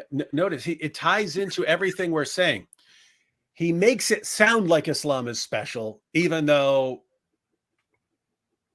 it's ridiculous, right? He's making it say, see, we're different because we got the proof that you can touch the Quran. See that we can touch it. See, and of course he's gonna because the miracle of the Quran and this is the I found a miracle here when I did all my research. But what are you doing? You're just going to believe what Ali Dawah says. That's what you're going to do. You're not going to actually do any bit of real research. You're just going to believe that, because Ali Dawah, the guy who can't accurately say anything, he can't get an argument right. He can't respond to anything correctly. He can't say he's bringing up a book as part of his research and he's completely misrepresenting it. But that's the guy you're going to mindlessly believe when he tells you, see, I got the miracle waste right here because I could touch it. And that makes Islam totally different. I also want to ask a simple thing. Muslims often bring up that Muhammad is, of course, a legitimate prophet because there are proofs of prophethood, like the miracles that he performed and things like that. And one of the famous ones that are brought up very often is the moon being split in two. I want to ask Ali Dawah and Muslims, can you please show me that miracle? Can I please touch it? I can prove he split Aisha's moon. Stop it. But yeah, I mean, fail, bro. You can feel, you can analyze it. Why? Because also we learn from this, the Quran is for all mankind, and you can see it, you can hear it, you can examine it. But the miracles that the other prophets done, you can never prove that. But if we analyze it and we come to the conclusion that it is ridiculously stupid and false, and they're like, no, you're lying, you're evil. So apparently, I don't know, it doesn't work, man. That's why that was for that time specifically. And the Quran is for all times, because we have a method, an oral tradition, which is the Quran, which we and many generations after us can examine. And that's what I did before I came to Islam. I examined. That is such an idiotic point. I mean, he even mentioned the oral tradition right now. We're the only people who had the oral tradition where I heard it from so-and-so, who heard it from so-and-so, who heard it from so-and-so, who heard it from so-and-so, and we all trust that. We all trust that. I don't know if I have ever been, if I've ever made such a terrible mistake that I just contradicted with my whole point entirely. Yeah. By mentioning oral tradition and how, we had the oral tradition. All the other people, they cannot prove anything. They cannot show you anything. They just make claims. But we have the oral tradition. Yeah, So notice that, but notice how that ties into the other problem. Because you can't trust people testifying about seeing a miracle, but the Quran has been preserved. How would you know that? Well, we have the oral tradition, man. Yes, that's what I mean. You'd have to be going back and looking at some historical records and stuff. I mean, what and it, oh my goodness. We have the oral tradition, David. What do you want? I examined it. You see, I examined it. Well, oh boy. I read it. I looked at the prophecies. I looked at the miracles. I said, this can be no other than by from Allah. I'm pretty sure that's not how it happened, but yeah, whatever. I talked to the babies. I said, what do you believe? They said, Allah subhanahu wa ta'ala. I said, I have to believe this then. Hey, there was this different Muslim convert who was an actual convert who, in his explanation on why he converted to Islam, he explained how he traveled the world and he went to Buddhist temples and spent time there and then saw what they do and thought it doesn't make sense. They're basically praying to the statues that are in front of them. And I thought, so wait a minute, that's not what Buddhists actually do. So that's not what they are actually doing in the temples with the statues. So I mean, I don't really buy that part. So and now I'm beginning to question the whole idea that you actually traveled around the world and researched all religions. Yeah, but here you even see it with this guy. Yeah, notice that if you said that, looks like they're doing it. Okay, what's it look like Muslims are doing at the Kaaba? What's it look like Muslims are doing at the Kaaba? Exactly. They're all bowing down to a cube. Oh, but because the Jew got the block, so it's okay. And the kid had they play with the block, so it's his fitra. And then they're gonna go kiss a black stone. What does this look like? I mean, it looks like pure paganism. Yeah. Obvious, you can't buy that. And there I concluded that Islam is definitely not pure monotheism, it is paganism. So I went for a different religion. Yeah, that's how it happened. You told us that there are miracles of the Quran. Yeah. Can you please just tell us one miracle of Quran? Oh boy. Finally we get to the miracles. Oh no, please. If he says perfect preservation, I'm pushing this computer off the desk. I am betting he will go for one of the things. Maybe I saw parts of this. I don't know. I don't want to make a guess now. But I think the Romans thing. I don't think they use science anymore because like Hamza Tsortzis, was it Hamza Tsortzis who blasted them for it? He said we shouldn't do it. Yeah. So yeah, they've it's interesting. I mean, it's interesting, and this would tie in what I was saying about when I was talking to Nuria about how you don't see the things change like in a period of days or weeks or months. You see it change over 10 years and so on. 12, 13, 15 years ago, that was the go-to argument. Everything was perfect preservation of the Quran and scientific miracles. That's all you ever heard from Dawah guys constantly. And notice now the perfect, now they'll just say preservation. They don't want to say perfect preservation. Like it's perfect. It's the only preserved book, right? And then science is, you hear it from like guys who don't know any better online who are still watching old soccer night clips, but the Dawah guys are pulling back. It's interesting. Yep. No science. I'm going to be generous here. I'm going to give you 3. Yeah? Yeah, you have to be generous sometimes in life, you know. The first one is, I think, very profound and very important, because what we are told, for example, that in Surah Balad, that Allah subhanahu wa ta'ala is talking about Abu Lahab. And this is very interesting. Because Oh boy, are you kidding me, man? Yeah. Are you kidding me? We've heard this one. Oh boy. I can't. Yeah, this is the one where the Quran says Abu Lahab. Yeah, there's the short surah. What is it? 10. Gosh, 10. Yeah, it's 108. Yeah, it's one of the short ones. It's one close to the end. But yeah, Abu Lahab, he and his wife, they're gonna burn. They're gonna roast in hell. And oh boy. And see how could Muhammad have possibly known that? So stupid. Let's listen to it. Because Abu Lahab could make one statement and the whole of Islam will fall on the ground. Allah says in the Quran about Abu Lahab and his wife that they are going to enter the fire, hellfire. They're going to die as disbelievers and enter the hellfire. Now, if you think about it, Abu Lahab, he had to do one thing and disprove Islam. Because the Quran declares you're going to go hellfire, you and your wife, and you're going to die as a disbeliever. So the thing is this, they could have gone, Abu Lahab could have said, hold on a second, Ashhadu an la ilaha illallah. There you go. Your religion is false. Because your religion says I'm going hellfire. Your religion says I'm going to die as a disbeliever. I accept Islam. He didn't do it. He died as a disbeliever. To me, that is profound. Because he had to do one statement to disprove the whole. They wanted to stop Prophet Muhammad, yeah? With everything. He just had to do 10 seconds of the Shahada and crumble the whole religion. He didn't. Okay, I want to bring up a very basic point here, or a few very basic thoughts that I have on my mind right now. So this is significantly the dumbest thing that I've heard so far in this video, and it's very surprising since we're listening to Ali Dawah. It can't be. This was his great research that convinced him that Islam is true, and back when he was a devout atheist. Yeah, but I have to bring up something here, which is, so his idea is the Quran says in chapter 111, in a very short chapter, it says, "May the hands of Abu Lahab be ruined, and ruined is he. His wealth will not avail him, or that which he gained. He will enter and burn in a fire of blazing flame, and his wife, the carrier of firewood, around her neck will be a robe of fiber." That's what the Quran says in this very short chapter. The whole chapter here, the little chapter, is basically just about condemning Abu Lahab and promising that he will be in the hellfire together with his wife. Now, if we look at the tradition, this was revealed by Allah in response to Abu Lahab being like very opposed to Muhammad and ridiculing him and opposing him, and basically, I'm not sure if I remember the entire context here, but he was basically mocking Muhammad's gathering of people for Allah's message, and he was like, "Did you call us here for this?"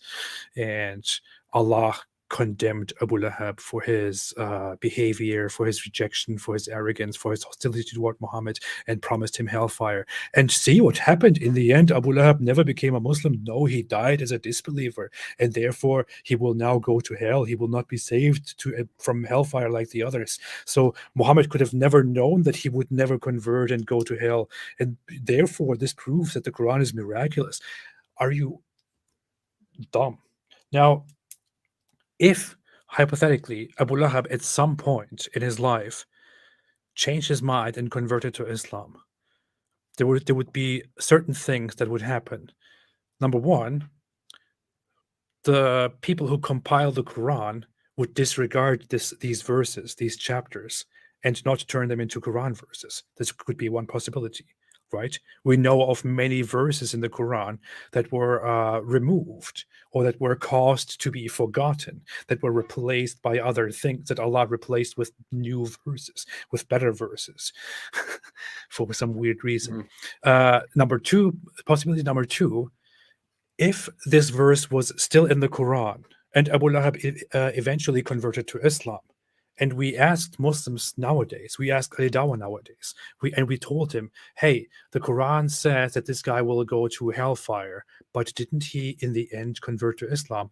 Ali Dawah would give us a response and say, no, the Quran was just warning him. The Quran was just saying that in his current state, with all his hostility, that's what will happen to him. But Abu Lahab learned from this warning. Such a great enemy of Islam learned from this warning, and he repented and changed. This is actual proof that that you can change and that you can find Allah, and He can then forgive you. This is just a warning. They would twist this. They would make it somehow fit. Or another possibility, which I was just thinking of, oh yeah, they would say, well, he was a Muslim apparently, but in the end, we don't know what happened. Maybe he died as a disbeliever. So there would be all kinds of different explanations, all kinds of different means to resolve this problem if he indeed converted to Islam. So therefore, you cannot say that he would have, that this would have destroyed Islam, if this guy had converted to Islam. No, you could resolve this issue anyway. Muslim apologists like Dawah are sleazy and find multiple ways to resolve this. But if we come to the actual reason why the Quran condemns this guy, the Quran condemns this guy because he's opposed to Muhammad and his message. So think about it. Muhammad reveals the Quran, which comes from Allah, to the people. This guy opposes Muhammad, and Muhammad gets angry and condemns this guy, which then turns into Quran verses. Now, if I want to go out and spread a message and people insult me, and I then say something terrible about them, am I increasing or decreasing the possibility that they will in the future join me and my message? I am decreasing it. I am pushing them further away. So it's no surprise that Abu Lahab did not convert to Islam in the end. What Islam did with this is to push him away and to create a self-fulfilling prophecy. I'm sorry, I took away all the gold here. David would go on. No, I mean, just think about it. I mean, keep in mind, guys, the Quran is not a book back then. It's just a collection of things that guys are memorizing and running around and reciting. And then Muhammad's followers are enraged so much at you that they start reciting this. He's going to burn in hell. He's going to burn in hell. He's going to burn in hell. He's going to burn in hell. According to Ali Dawah, what a person would have done in that situation is go, all these guys are saying I'm going to burn in hell. Oh, well, I'll convert and join them. And then, well, then I'll be destined for paradise because I've converted to this religion, and I won't go to hell and I'll refute Islam. I will become one of them to own the Muslims, basically. Yeah. Notice. I can say right now, Ali Dawah will not blaspheme Muhammad. He will not openly blaspheme Muhammad. Think about this. If I say Ali Dawah will not openly blaspheme Muhammad and mock all of Muhammad's followers and renounce Allah and spit on the Quran, he won't do it. Wow. I just said it. If Ali Dawah does not do those things that I've just said, he won't do, then he will have to admit that I am I'm a slam dunk prophet. If he doesn't do that, because I mean, think. I will go one step further and argue. All he would have to do to prove me wrong is, spit on the Quran and mock Muhammad, and that's all he'd have to do. That's all he'd have to do, ladies and gentlemen. So is he going to do it? No. And if not, then, well, if he doesn't ever do it, then all his future fans after he dies will have to admit that I'm a true prophet, and it's indisputable. I will go even further, David, and I have the liberty to say this as a person who does not follow a certain religion. If Ali Dawah in the end indeed doesn't do these things, as you prophesied, then I will argue that you are possibly the God that I have been looking for in my life. And I might actually become a believer. So keep in mind, if Ali Dawah does not spit on the Quran and renounce Muhammad, he's going to be causing the apostate prophet to conclude that I'm God. Will he do it? Will he do it? No. Will he do it? If he doesn't do it, he's proving my point. He's proving, and the apostate prophet is gonna believe in me as his deity, the necessary self-sufficient one. Yeah, and Ali Dawah is hereby responsible for creating a new religion, a whole new religion here. And by the way, going back to what you were saying. Okay. Notice Ali Dawah was saying, Christians, they have to talk about, Jesus doing miracles way back in the day. He, feeding. How do you know that happened? How do they know that happened? Well, they'd have to listen to what people said a long time ago. How do if Jews want to say Moses split the Red Sea? How are they going to do that? They can't show you that now. Okay. How do we know that this chapter wasn't written 30 years after Abu Lahab's death? What are you talking about? You can touch it. Here, touch it. Yeah, we can touch it. How do we know that it wasn't written 30 years after his No, death? no. You're not understanding. Touch it. Guys, do you see the problem? The only base. I mean, we think this is completely ridiculous that you'd say, this guy's gonna burn in hell. So is this evil whore wife. And you say, oh, he would have converted to that. If he doesn't, then it shows it's a miraculous prophecy. But suppose you just said, I don't believe Muhammad ever said that until after this guy was dead. How would you know that he didn't? You'd have to what? Prove it historically, right? You'd have to go back, but that's what we can't do according to Ali Dawah, because then you're not putting your finger on Abu Lahab dying. You're not touching that. You can't believe historical testimony about these things. So notice, you can touch the Quran all you want. This does not prove that it was written before Abu Lahab died. Doesn't prove it. Touch it all day. I say, it's not proving anything. You'd have to do historical research to prove it. But that's precisely what you can't use to understand that miracles have happened according to Ali Dawah. It's like he can't say anything without contradicting what he said 10 seconds earlier. I'm here to disprove you, David. I'm here to disprove you. Here. What? You're destroyed. I destroyed you, man. You touched it. I'm destroying you right now. You're finished. You're finished, boy. Gosh, I'm finished. Oh, boy. Okay. Yeah, let's go. Number two, there is an evidence, for example, when Allah subhanahu wa ta'ala talks about in the Quran about the time of Moses and the time of Yusuf alayhi salam, yeah? And Allah talks at the time of Yusuf alayhi salam, he calls the ruler a king. Oh, boy. At the time of Moses, he calls him a pharaoh. But in the Bible, they call the time of Yusuf alayhi salam, and they call him a pharaoh. And at the time of Moses, they call him a pharaoh. This is historical error. Because when they deciphered the Rosetta Stone, it's a thing, to understand the Egyptian hieroglyphics, they found out that there was no pharaohs at the time of Joseph. This dynasty didn't exist. There was kings. How did the Quran know this? So when they, I find it funny how he said the Rosetta Stone, this thing. It's a thing. You can touch it. You can touch it.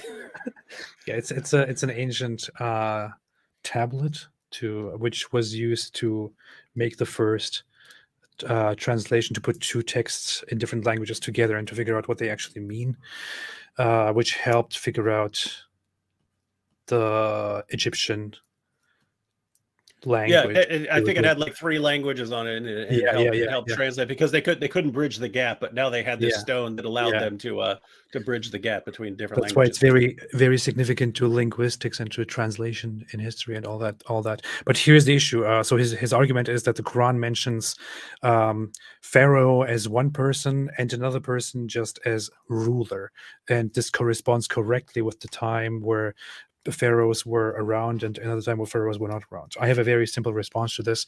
The Quran sees Pharaoh as a certain individual and uses a title as a name for that individual, while it doesn't refer to the other individual as Pharaoh, because the other person is not Pharaoh. Pharaoh is a specific person within the Quran. That's it. That's all it is. It is as simple as that. The Quran doesn't acknowledge Pharaoh as a title of a ruler. It acknowledges Pharaoh, as a specific person. And that's how Muslims knew it forever, that there is a specific person named Pharaoh. That's it. It's really as simple and as stupid as that. There are a lot of problems.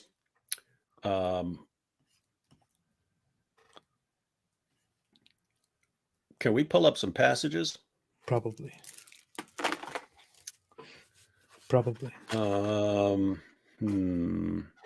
This is a very, pull up the Quran real quick. You got the Quran? the Quran. Yes. Here. Yeah, I have the You got Quran. the Quran? Yeah. No, weirdo. I mean, on the screen. Where you been? No, that's what I'm doing right now. I'm just messing with you. Wait. Yes. What do you want? Go to Surah 50, verses 12 to 14. 50 verses 12 to 14. What the hell did Quran.com turn into, man? Dude, wait. Quran. What did you say? Surah what? Surah 50. 50. Okay. 12 to 14. 12 to 14. 12 to 14. All right, let's look at that then.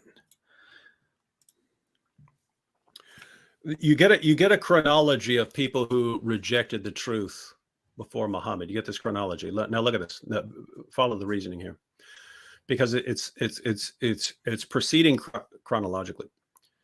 The people of Noah denied before them, and the companions of the well, and Thamud, and Ad, and Pharaoh, and the brothers of Lot. Pay attention. The brothers of Lot are contemporaries with Abraham. So they're before Joseph. They're before Joseph. No, Ali Dawah's claim is that, before the time of Joseph, pharaohs weren't called pharaohs. Okay. The people of Lot are contemporaries with Abraham, who's before Joseph. And who do you have before the people of Lot? Pharaoh. That's interesting. I thought there was no Pharaoh before that time. It's called Pharaoh. Wow. Okay. Wow. That's it. So that's why. Let me. Wow.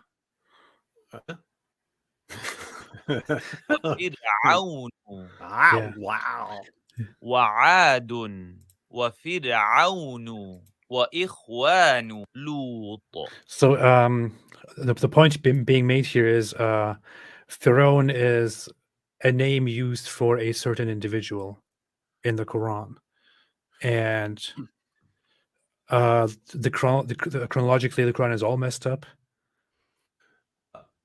Let's go to a. Yeah. Let's go to the problem. Yeah. This link. There's so many different problems here. So many different. I just sent you a Wikipedia link. Wikipedia. Look at this. He looks at Wikipedia.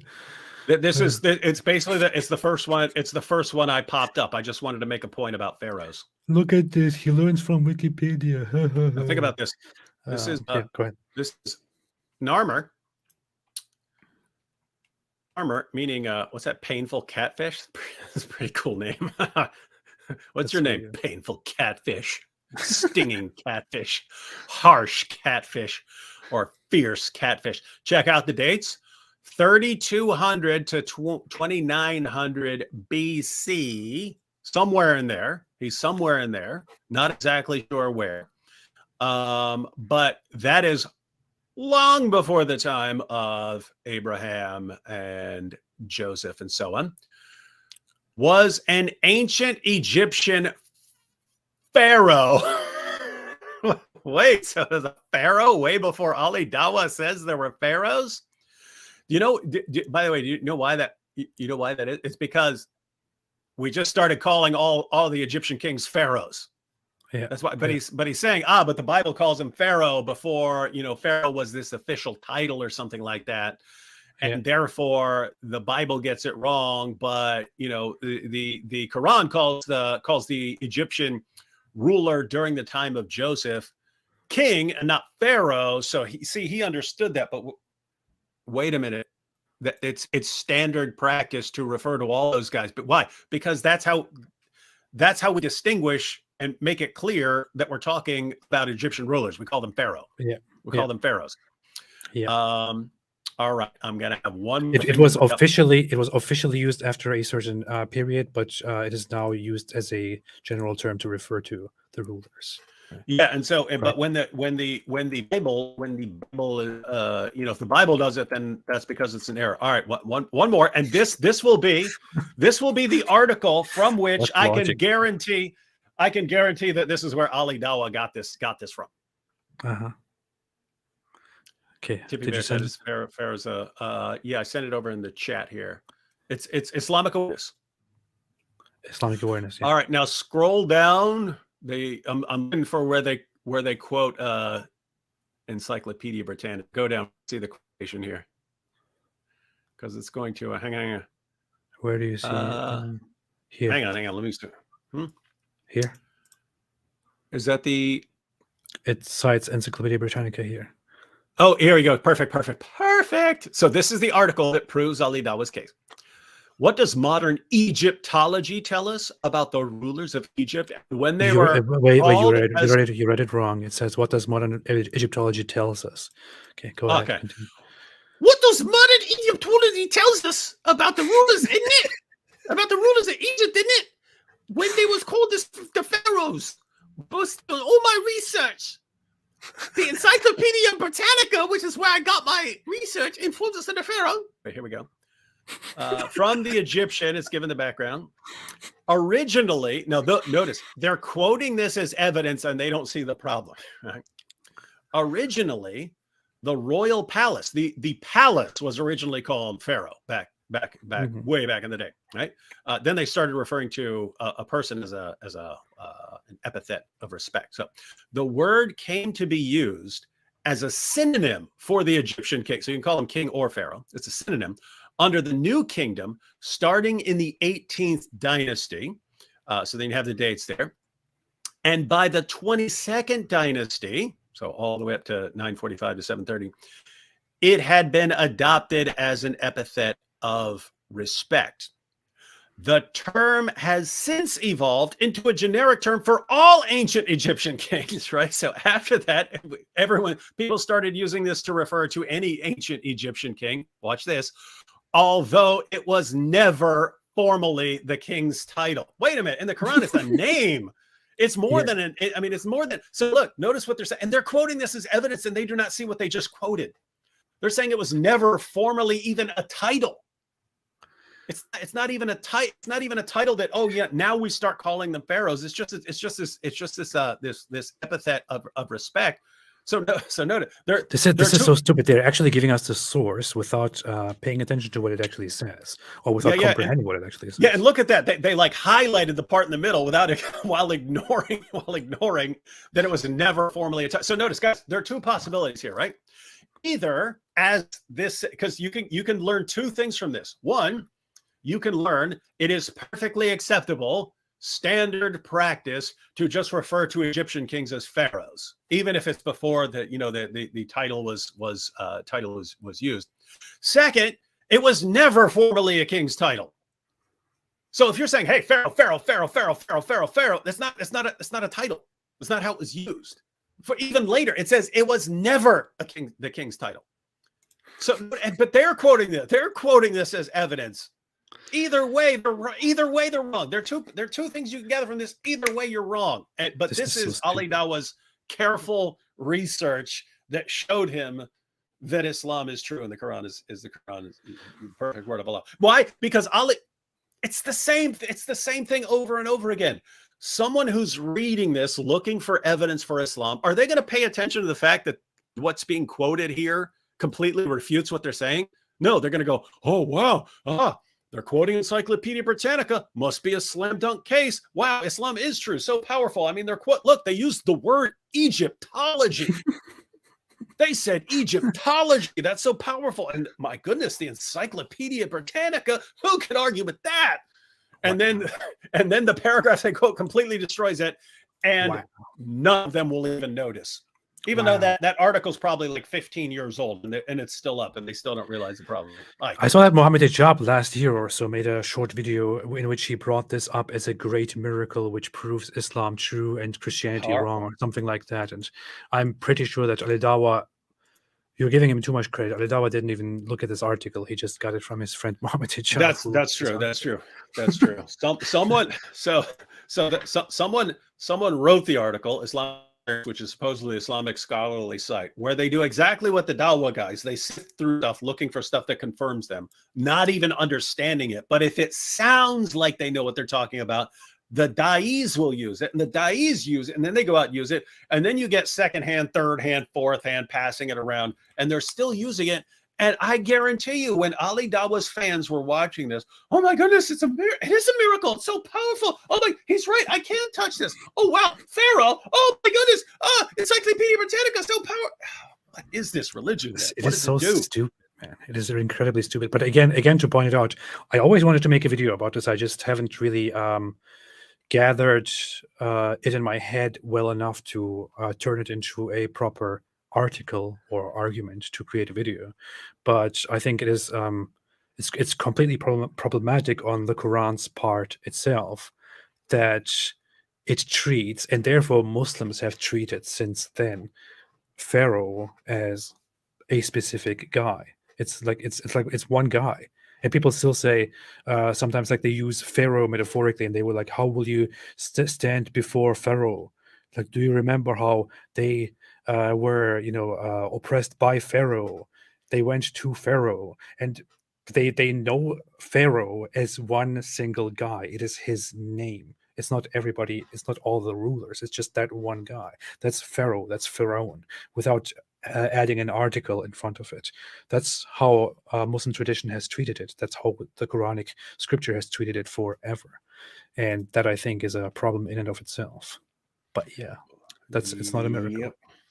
It's a miracle against Islam. Are you serious? But by the way, notice how would you even know any of this? How would you even know, like, any of this stuff about Pharaoh? Is that what you're going to do history? I thought we're not allowed. No. Yeah, it's weird. The Quran copies the Bible. The Quran copied from the Bible. Why didn't the Quran copy the mistake? And how?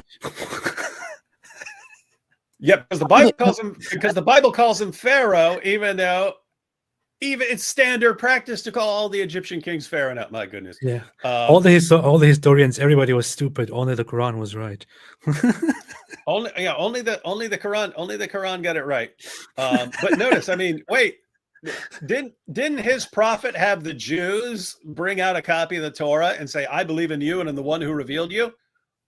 So he believes in a book full of mistakes. Wow. He believed that a book full of mistakes was revealed by Allah. He was referring to an invisible copy of that book, which was preserved and uncorrupted. He wasn't referring to the actual book that they brought to him. You are getting this completely wrong by reading the things exactly as they are, David, because you are an Islamophobe. Man. Dawah. At the time of Joseph, the ruler is a king. There's no pharaohs. How did they know that? That's number 2. Number 3, Allah subhanahu wa ta'ala says in Surah Rum, Rum. The Romans have been defeated. See, I knew it. I knew it was going to come. The historians say the way the Romans got defeated by the Persians, it's impossible to think, let alone them coming back to win, for them to even... Wait, who says that? Show me the scholar. Yeah, go back into it. Who says that? Wait a minute. Guys, keep in mind what he just said. Wait a minute. The scholars say it was impossible for the Roman Empire. Who says that? Wait a minute. Allah subhanahu wa ta'ala says in Surah Rum, the Romans have been defeated. The historians say the way the Romans got defeated by the Persians, it's impossible to think, let alone them coming back. Historians say that? Historians say there's no way. It's absolutely impossible. It is a contradiction in terms to say that the Roman Empire, which had lost tons and tons of battles and won tons and tons of battles, would possibly win another battle after losing that battle. Historians, scholars, everyone. I read it in a book. The same guy who talks about little babies believing in the cube. What is this guy, man? And they love the historians say that. Historians say it's impossible. Because the historians say. Notice it's not. Hey, here's the historian making this argument. Notice the guy who on Wikipedia this would get an citation needed, or which historians in brackets. The historian. All the historians. They say it. They say it. They tells us it. All the history. Encyclopedia Britannica, Egyptology tells us it. Back to win, for them to even exist. Allah subhanahu wa ta'ala, What the hell? let alone them coming back to win, for them to even exist. Oh Wait, my! wait. I didn't even catch that part at first. The What Roman, the hell? the Roman, after losing a battle against the Persians, Wow. historians say that it's impossible for them to win a battle afterwards, even to exist after that. Like What by in losing the that battle. world is going on? But What the this is hell? Ali man? Dawah. This is Ali Dawah. Ali Dawah, do Roman- you know what the Romans were? Historians have said Wow. the Roman Empire ceased to exist after they lost that battle. It was no more. The empire was no more. It was gone. It disappeared. Any was historian- it was sucked into a vortex. This historians agree. Any historian, The whole My- empire my- was sucked into the vortex. my high school history teacher would sit down here and, I don't know, bang his head on the table and think, what in the world am I watching? Did this person ever go to school? My 5th grade history teacher would react with shock to what we have just witnessed here. Subhanahu wa ta'ala says in Surah Rum, "Qulubat al-Rum." The Romans have been defeated. The historians say the way the Romans got defeated by the Persians, it's impossible to think, let alone them coming back to win, for them to even exist. It wouldn't exist. They ceased to Wow. exist. Historians say it, AP. Historians say as a result of that defeat, it was impossible for them to even exist. They at could, that point. exist. They can't exist anymore. Wow, man. Wow. I heard a lot of ridiculously stupid, moronic nonsense from Dawah, but this is just a whole new level, man. This is beyond Dawah. I can't. And they love him for it, man. They love him for it. The more he lies, the more stuff he makes up, the more they Wow. love him and praise him, and the more popular he becomes. What does that Jeez, tell this you? is What does that tell you unbelievable. about the religion? This is unbelievable, man. This is not just a Dawah saying dumb, stupid things to prove Islam, about Islam, about religion. This is beyond stupid. It is one of the dumbest things I've heard in my entire life, and this is not an exaggeration. I'm not even being I'm not even being sarcastic. I'm not exaggerating. I'm being mean. This is one of the dumbest things I've heard in my entire life. What's your problem? Just to be clear, you don't believe him when he says that historians have said that after the Romans, who were battling the Persians for a long time, after they won a battle, there's no way for them to exist ever again? Is that what you're objecting to? Because, I mean, he flat out told you, historians said it, by golly. Historians.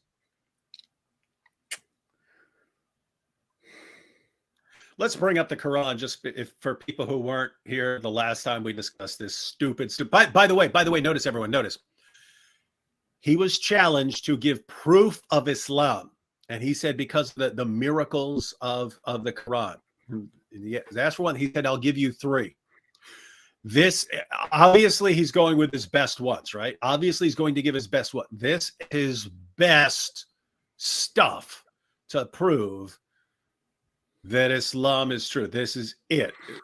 Historians, all of them, I guess, everyone who studies that, they all concluded after the Romans won a battle, the Roman Empire ceased to exist.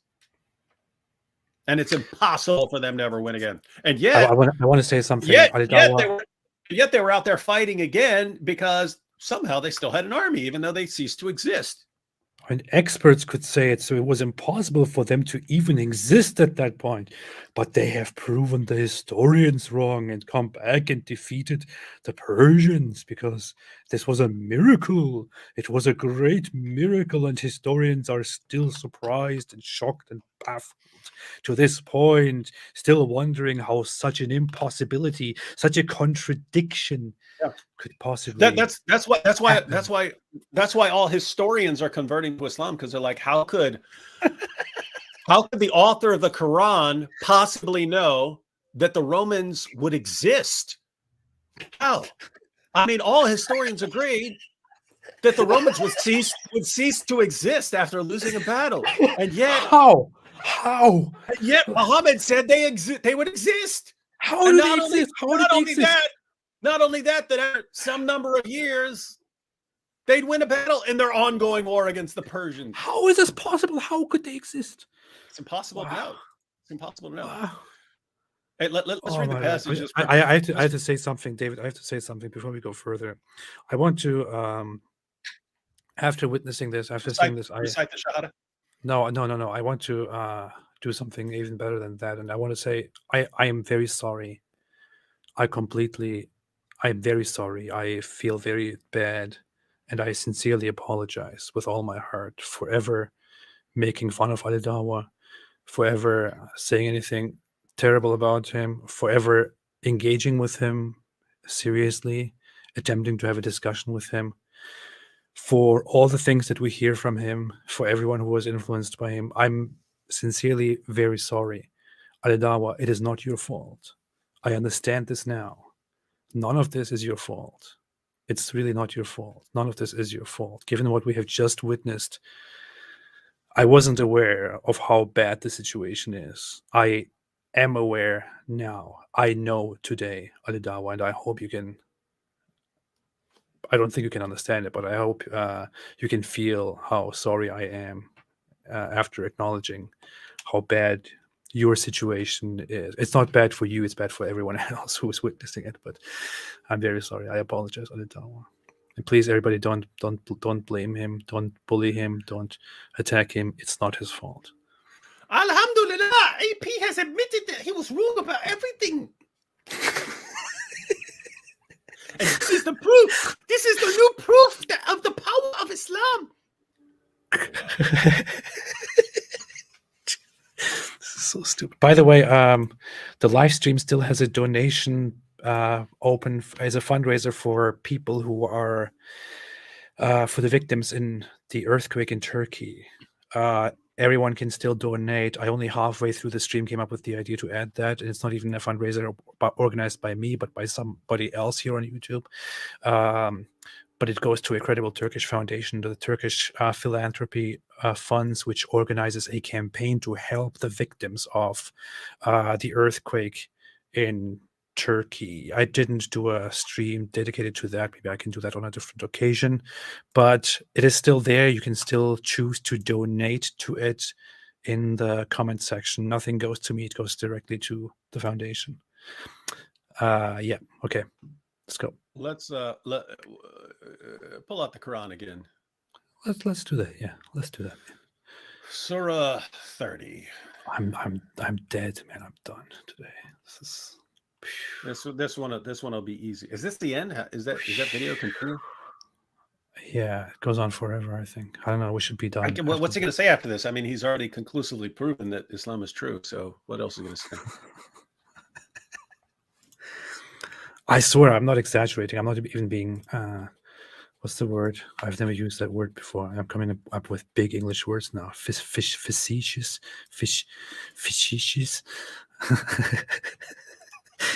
I'm not even exaggerating. This is one of the dumbest things I've heard in my entire life, man. It's serious. Pretty bad. But I mean, serious. again, what do Muslims say when they see this? It's conclusive proof. How can anyone doubt this? So powerful. The Quran chapter 4. No, 30. Chapter 30. Is it 30? Man, my brain is fried. I think it's 30. Yeah, Surah 30. I will never recover from this. Yeah. Okay. Chapter 30. Alif Lam Mim.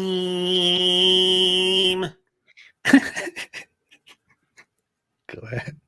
The Byzantines have been defeated in the nearest land. But you have to sing it. The Byzantines have been defeated. It'd be funny if you use that because you could hear it. You could hear it. They see it, the melodious sound of the voice of the Muezzin. The Byzantines have been defeated. in the nearest land. But Hold on. Said, try to tear that Quran and you are dead tonight. I'm not sure if this is a real Muslim or if it's just if trolling. if that's a real Muslim, tell me, because I will tear that Quran. I will do it immediately. If it's someone fake who is just trying to get us to do it, I don't want to do it. But if it's a real guy, I don't want to do it. Yeah, we'll do it. If it's a real Muslim, tell us. I'll do it immediately right now. We are happy to escalate, but we don't do it. We dial up to that when someone deserves it, right? Like when Yeah, but go ahead. Sorry, continue. So the Byzantines have been defeated in the nearest land, but they, after their defeat, will overcome within 3 to 9 years.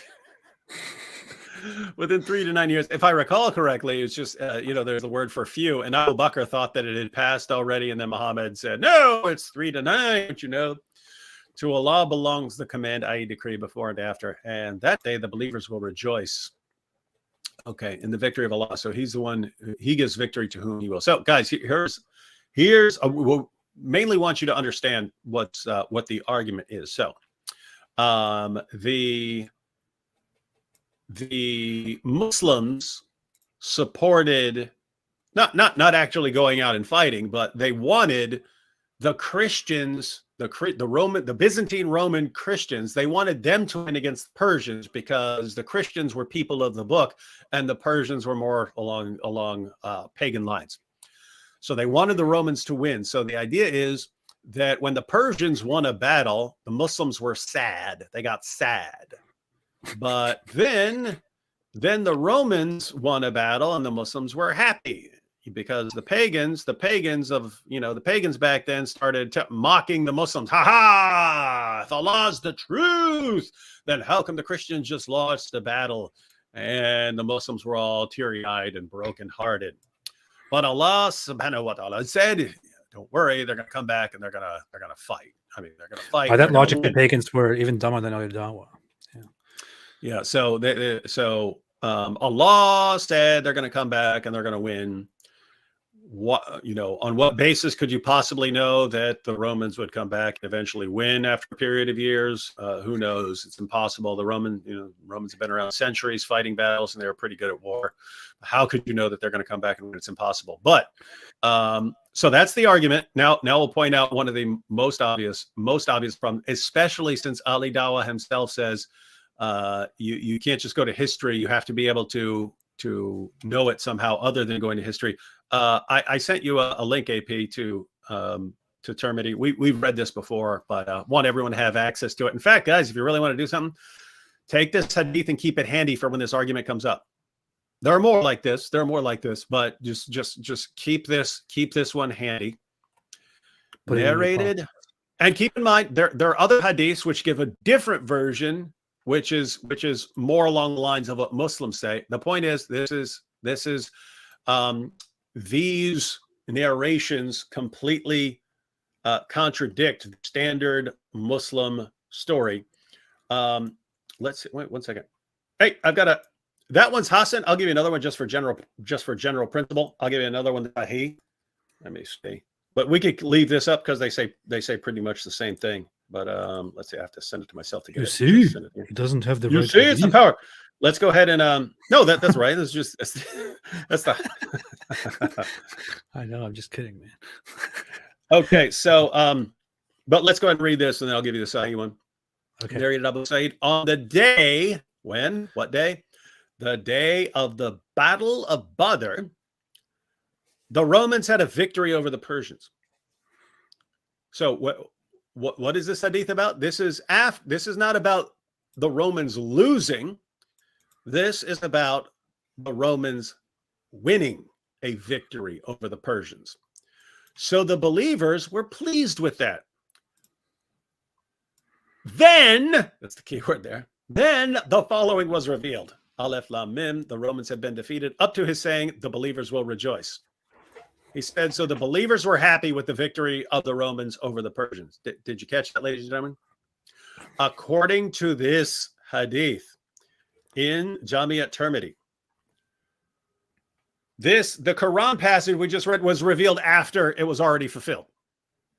So in other words, the Persians defeated the Romans in battle, and then some time goes by, Then the Romans come back and win a battle.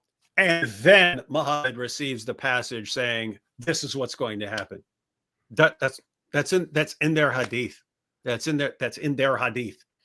The reason we're pointing this out as a problem is because, keep in mind, Ali Dawah, you can't go and examine history to find the miracles. Okay. How do we know that this hadith is wrong?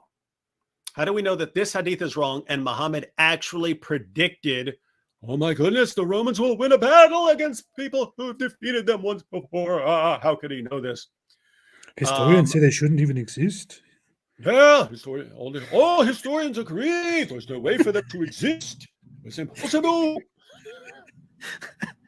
It's impossible. Like how is no one questioning anything he says, right? So guys, do you get the point here? One, it's something that anyone could have predicted. It's something that anyone could have predicted. But according to Ali Dawah, it's something that no one could predict because there's no way the Romans would even exist after losing that battle. But when we go to the actual sources, what do we find? I sent you a Sahih version just for people who aren't pleased unless it's Sahih. Ungrateful people here. Narrated Atiyah. Abu Sa'id narrated on the day of Badr, the Romans had a victory over the Persians. So the believers were pleased with that. Then the following was revealed: Alif Lam Mim, the Romans have been defeated, up to his saying, the believers will rejoice with the help of Allah. He said, so the believers were happy with the victory of the Romans over the Persians. Now, so again, the question, if you can't trust history at all to verify a miracle, and their own sources will say, their own sources will acknowledge that Muhammad received this after it was already fulfilled. No, this would be like me coming along after the Super Bowl tomorrow and predicting the winner. Right? Yeah. But notice they will say, this hadith is wrong. A different hadith which says that it was before. That was. Wait a minute. How are you verifying that? You can't touch that. You're not there to touch that. Yeah, it's in the Quran. You can touch that. You can touch the Quran. How do you know that this hadith is wrong and the other hadith is right? How do you do it? Why are we supposed to believe that? Well, historians, And this is the conclusive proof. This and the fact that the Romans existed. How could Muhammad have possibly known that? So stupid. These are the answers. These are the answers to the toughest atheist questions. Atheist questions. Oh boy. Okay, I'm done, man. I can't go. Tell me there can't be more. Let me quickly see if this is it with the whole. Allah subhanahu wa ta'ala says in the Quran, the Romans have been defeated, but they are going to win. Yeah. USA, and we're going to beat Trump. No, play that. What did USA, and statement. That's like saying you guys together, we're going to take over USA, and we're going to beat Trump. This is pause that. not Did you hear that? at all similar. What the hell are you talking about? Did you guys notice what he just claimed? For some reason, the audience never picks up on how stupid this is. Notice what he's saying. The Roman Empire, keyword empire, is fighting the Persian Empire. The two empires are fighting. And so earlier he says that, after the Romans lost the battle, well, historians agree that they can't even exist after that. So it was total, absolute, idiotic nonsense. But then he wants to give an analogy to understand how impossible it is that the Romans would come back and win a battle, especially if you're receiving a revelation after it already happens. But it would be... The Roman Empire winning a battle would be like Ali Dawah and these other two guys defeating and conquering the United States of America, the three of them. This is Dawah. This is what impresses their followers. This makes them go, Alhamdulillah, the clear proof. Oh my goodness, I'm going to weep tears over how powerful this is. Yes, he's right. I can touch it.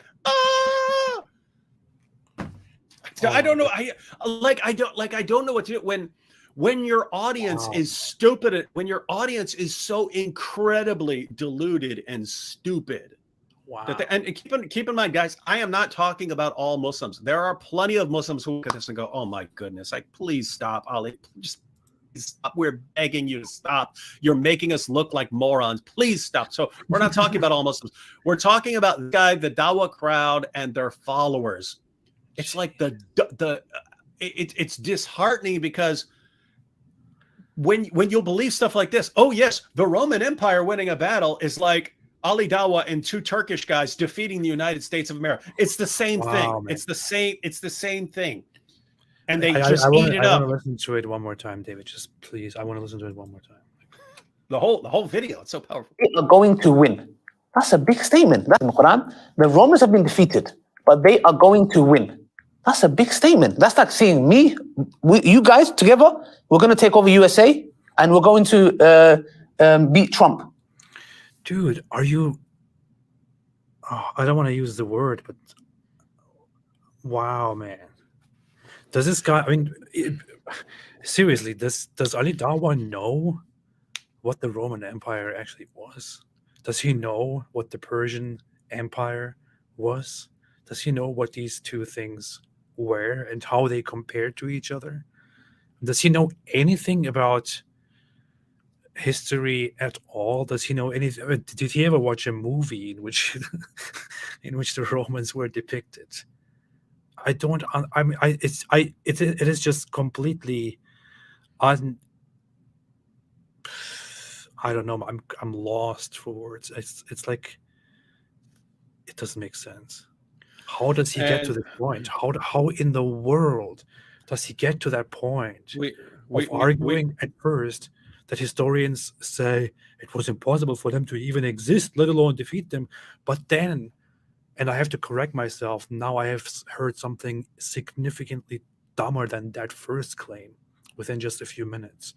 And then to say, claiming that the Romans will defeat the Persians is like saying, hey, you guys and me, we will go over and take over America and defeat Trump. I mean, how in the world? It is impossible for me. This is impossible for me to comprehend how in the world you even come to such a conclusion and even make such an argument. This is so stupid. I have never met a person who would make a claim like this, who would be as stupid, as idiotic to make a claim like this. I'm not exaggerating. I cannot think of a single person I have met in my life who would say something so ridiculously stupid with such confidence. Wow, man. It's pretty bad, but you know how they get like this? Because it's what their people want, right? Wow.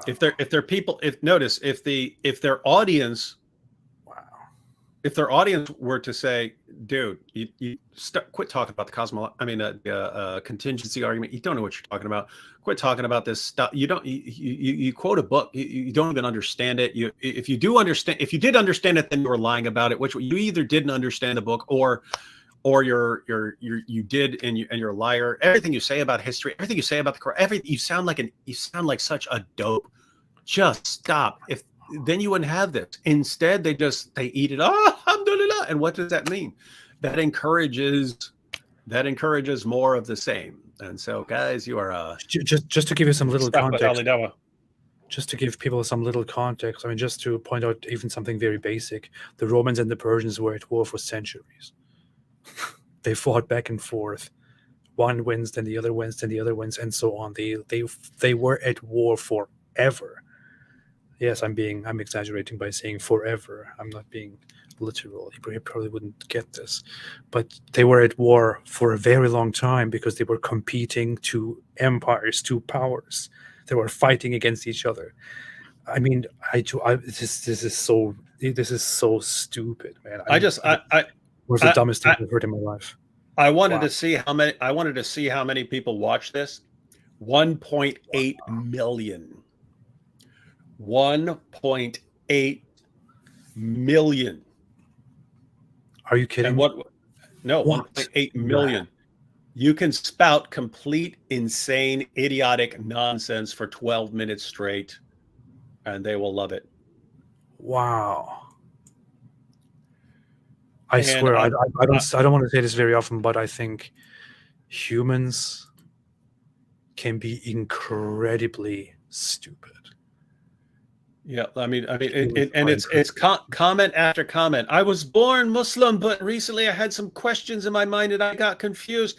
Thank God I'm being guided back to the path with vivid explanations. And one of the contributors to this video, one of the contributors to this is this video. This is so beautifully answered.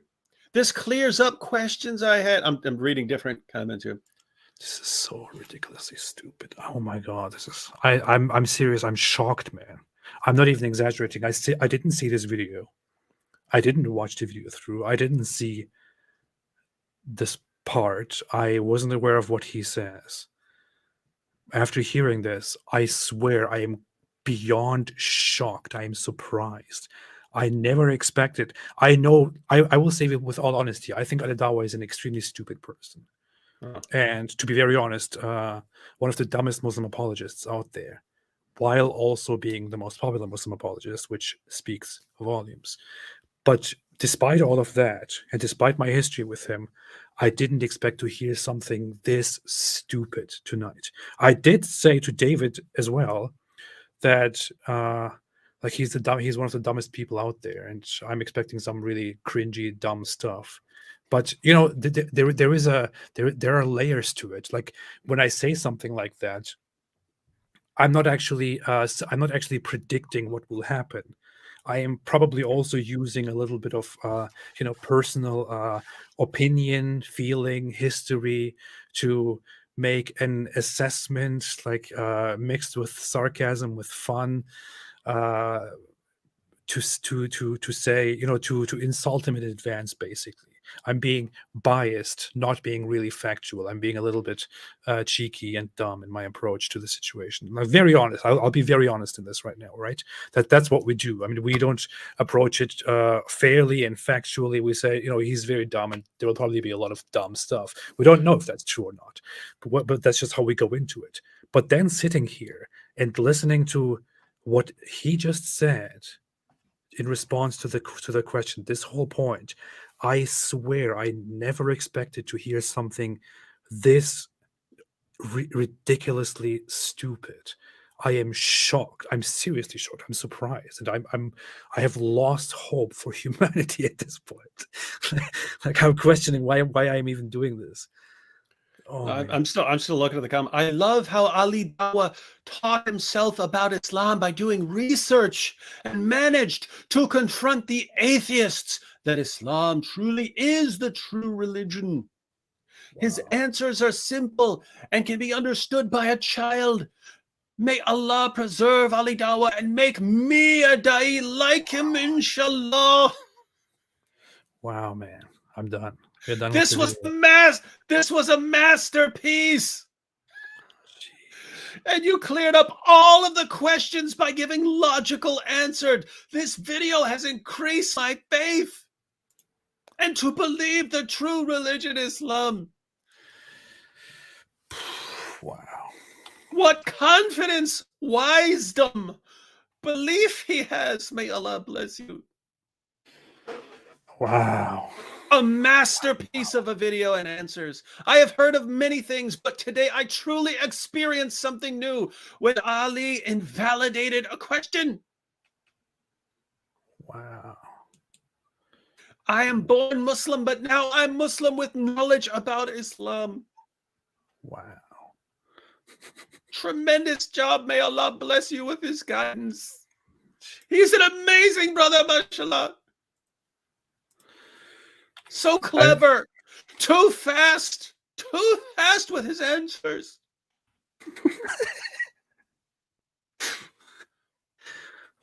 Dude. I'm lost. It goes on forever. The comments are almost all like that. Such a great explanation. I remember this to video. me, oh my goodness. To me, he's a genius.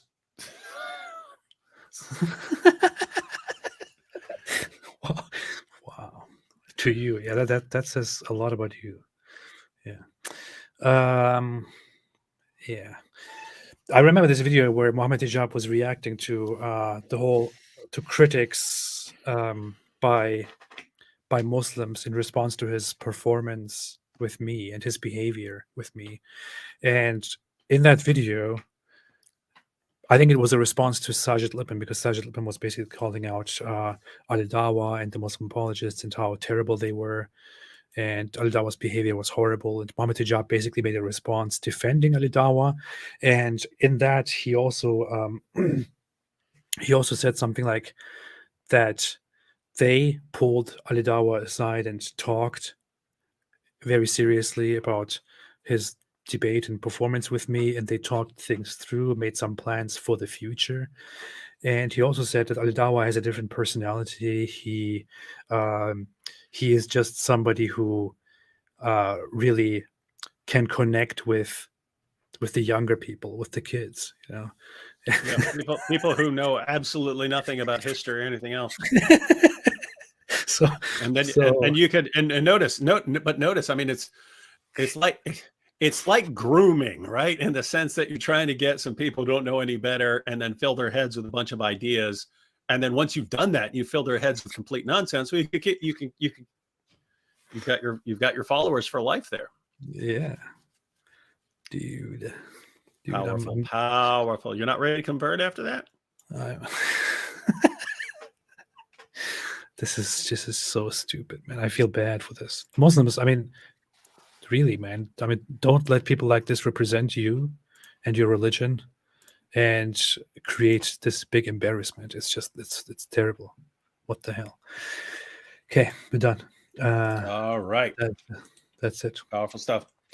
All right. It. So this is horrible. I'm not even going to make a part 2 for this. This is horrible. Hey, we'll be on my channel tomorrow night watching a clip from William Lane Craig, and we'll see if William Lane Craig can even begin to match the powerful argumentation and wisdom of Ali Dawah. I'm pretty sure William Lane Craig is not good enough to even compete with Ali Dawah and his great genius and wisdom, his knowledge, his perfect approach at defending religion and God and all of that. So nothing to fear. Can you imagine clicking on a William Lane Craig video and seeing him going well, so historians concluded that the Romans wouldn't even exist for 3 reasons. Number 1, I mean, can you? How are you so good at imitating everybody, man? I don't understand. No, yeah, that would be fun. They will go on and talk about how we are humiliated.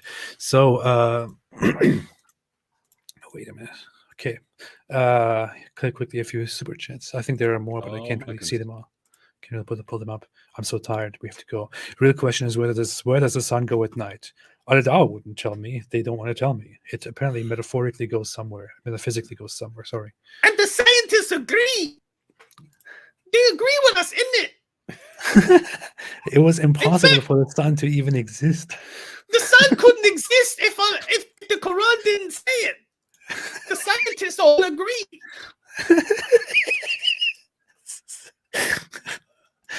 Oh boy, man, this is just too much, man. Matthew Gets Biblical said the Mahdi actually matches the Antichrist. Yeah, we can argue about that. I made a video about the Mahdi. It's like mostly based on folk stuff. Lieutenant Gregory Stevens said, "You do realize this is Lieutenant Gregory Stevens."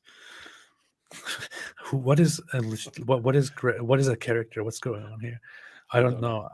I'm missing out on this. I have no idea. Melissa Hogan made a super chat. And said nothing. I appreciate it very much. Thank you. Change comes from within. Made a super chat. Thank you. I appreciate it. Change comes from within. Said, I suppose God creating a rock, he cannot lift Jesus as a God on earth, a rock. Keep in mind, Yahweh exists in a superior spiritual dimension, hence why he sends angels and representative. Example 33:20. Oh, Exodus. That's actually an interesting response that God could through the incarnation God could do it. Interesting. Yeah, that's funny. I'm sorry, man. I'm still stuck at the whole. You're overwhelmed by the power of his Dawah. Wow, man. I don't know if I can continue after this. St. Miles said, "Here, take my money to help as many as you can." Oh, yeah, I will. Thank you, St. Miles. I appreciate it. I appreciate it. We will make more live streams, but I'm not sure if I still have the conviction and the power after what we have witnessed today. This is the end of human civilization as we know it. Marisa Kennedy said, AP, if Muhammad had blue hair, would he be classified as a Smurf, an Aladdin's genie, or an anime character? Smurf, I would say. Yeah. Well, if he's also wearing his child's name and had blue hair, I don't know. Yeah. He'd be in some category. This is a difficult question for a different time. We have to figure this out. There were more super chats, I think, but I cannot see them for some weird reason. I cannot pull them up. I'm sorry if I missed those. And I don't see who. That's kind. Considering the technical problems we had when we started off, it's that's the least of worries. Yeah, least of guys. If you he had like 0.02 megabytes per second or something like that. Yeah, upload speed. We're trying to get started. Yeah. That's like going live in 2005, or okay, maybe that's too far. I don't know. Yeah. And then iCam left me completely distorted. Yeah. Yeah. Powerful. Anyway, powerful stuff. I'm hereby converting to Islam just to own the Muslims like Abu Lahab would do it. AP would never convert. So here goes. Ashhadu an la ilaha illallah wa ashhadu anna Muhammadan Rasulullah. This means I testify that there is no God but Allah, and I testify that Muhammad is the messenger of Allah. I have become a Muslim as a result of Al-Dawah's great genius, his great skills, and also just to own the Muslims as he thinks the enemies should do. Plus he gave you all that stuff you didn't know about the Romans. Yeah.